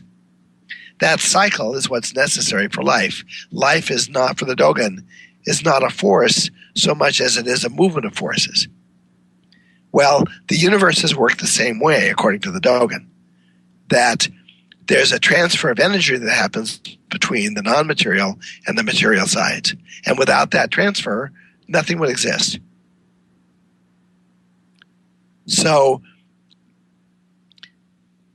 what I've been detecting and what many of the researchers I talk to detect is a persistent sense of something trying to communicate. And the communication takes the form of basically a game of charades. It's like if you can't use any complex way of communicating with me, but you can make a motion that's supposed to get me to think of a certain word, to say a certain word, to take a certain action. Well, that's in the archaic cult that I tie everything from Gobekli Tepe down to the later cultures with, it's understood that there are attempts being made to communicate from the non-material side to the material side. I'm just imagining Richard Dawkins listening to this. I'm just imagining he would just, just lose it.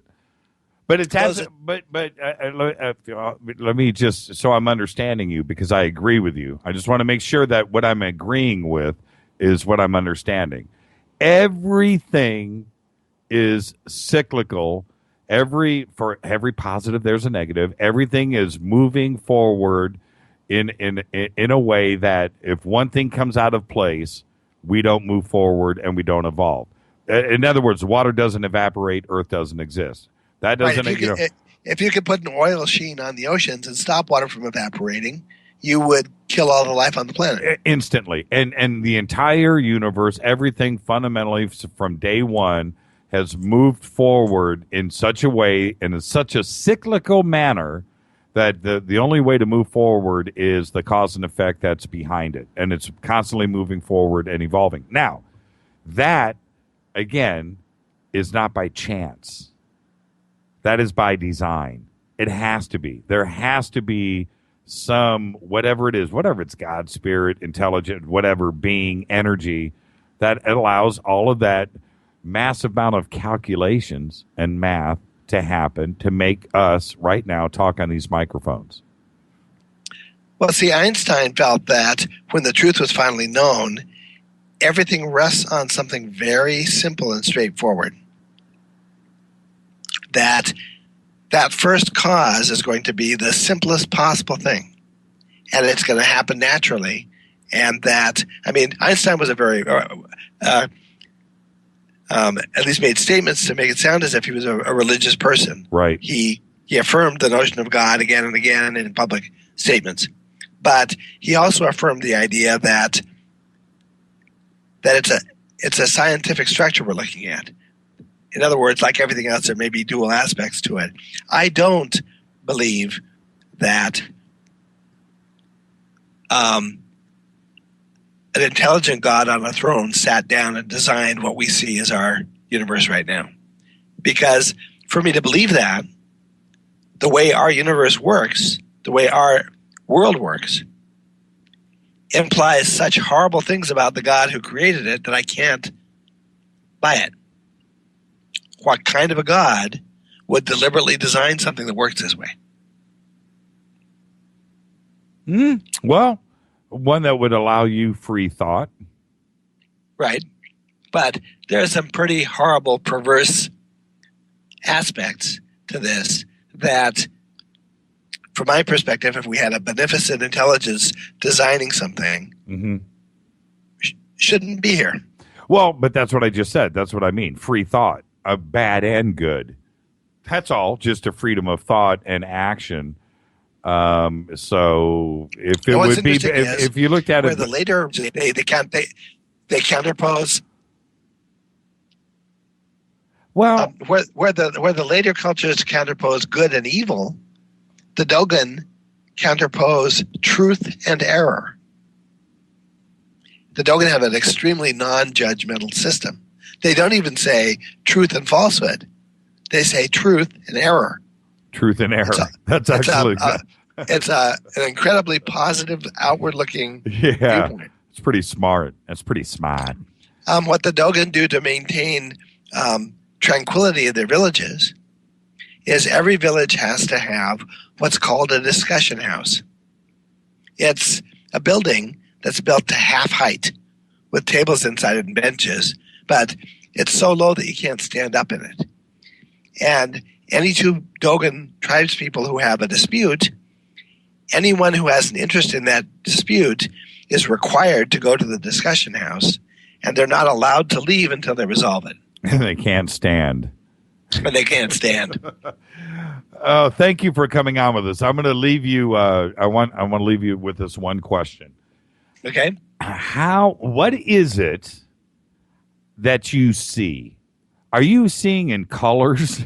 What is it? Is it Warner Brothers cartoon land?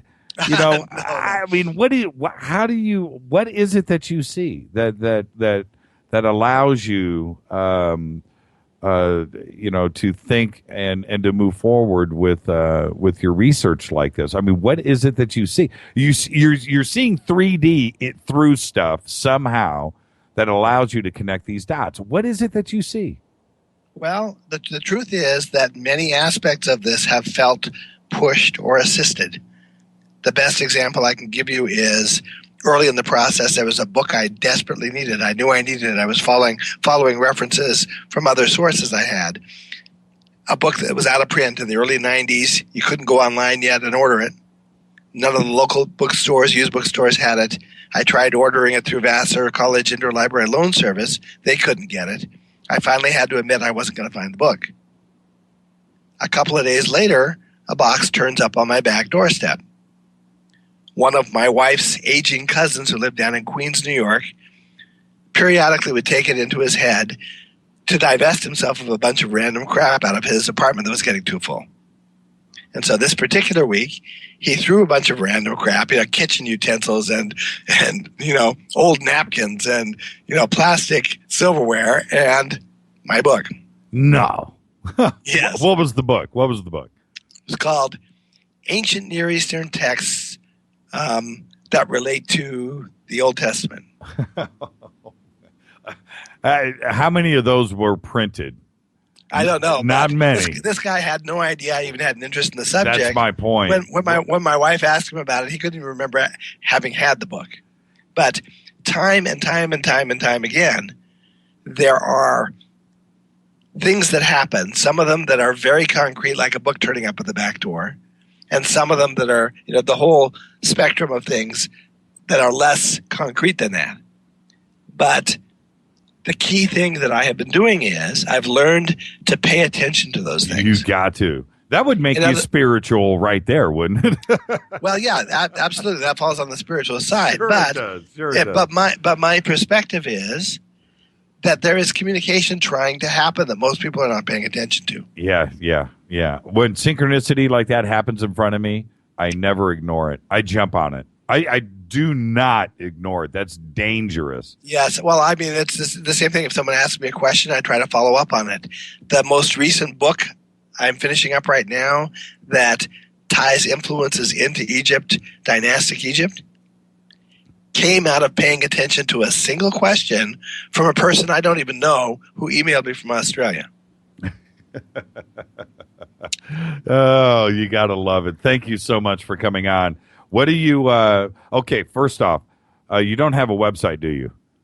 There is a fan site, www.lairdscranton.com, that is a pretty good site. It has references to all my books, and it has a contact tab that gets to me. It comes to my email address, and I'll answer back an email if somebody writes me. Okay, then and you have Facebook. At Facebook. There's also a publisher site at Intertraditions, www.intertraditions.com, and a publisher site at www.simonandschuster.com. And Amazon, of course, too, as well. Amazon, of course, right. And are you going to do any speaking? Do you have any events coming up?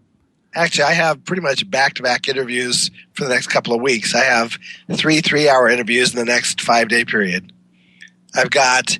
I'm already booked for a couple of conference presentations for next year. It's picking up speed. It's getting more difficult. I have had to turn down a couple of offers for the first time. Well, that's the way it should be.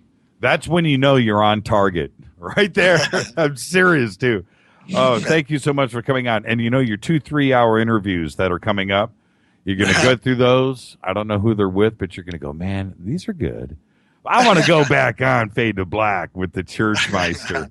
Well, I have to say, you're certainly one of the most intelligent, enjoyable interviewers or people to have conversation like this with that I've experienced. It's very nice to talk to somebody who has a broad base of knowledge and who's open-minded about the topics. Smoke and mirrors, Laird. Smoke and mirrors. Thank you so much for coming on. Look forward to getting you back on again. Be safe.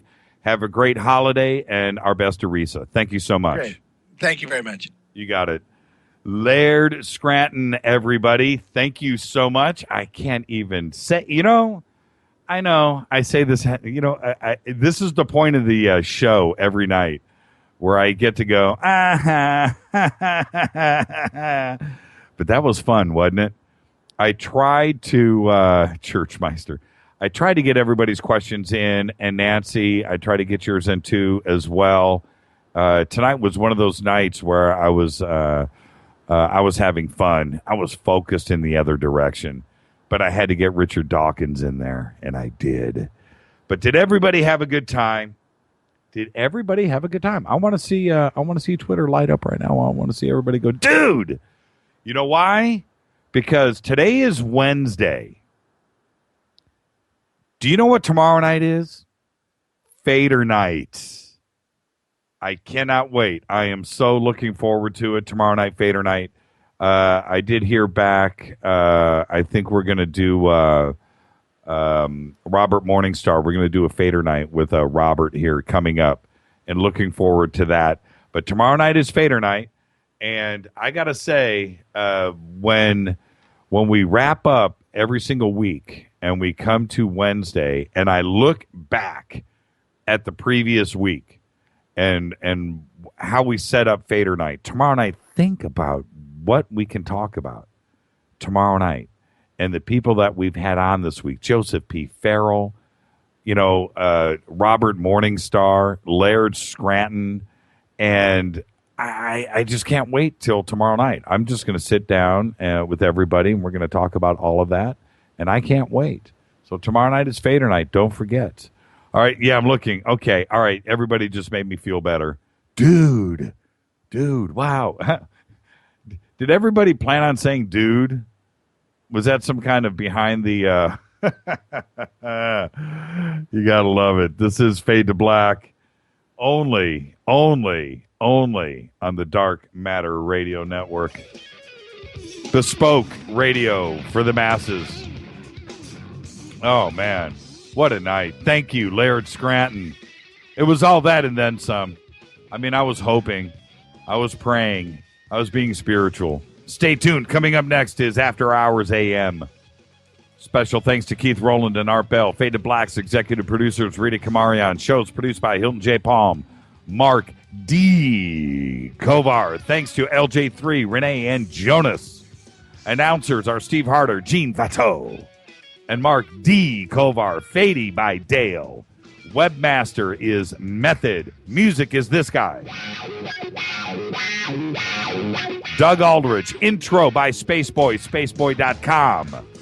Fade to Black is produced by KJCR for the Dark Matter Radio Network. Tomorrow night, everybody, Fader nights. I cannot wait. I'm your host, Jimmy Church. Everybody be safe. See ya.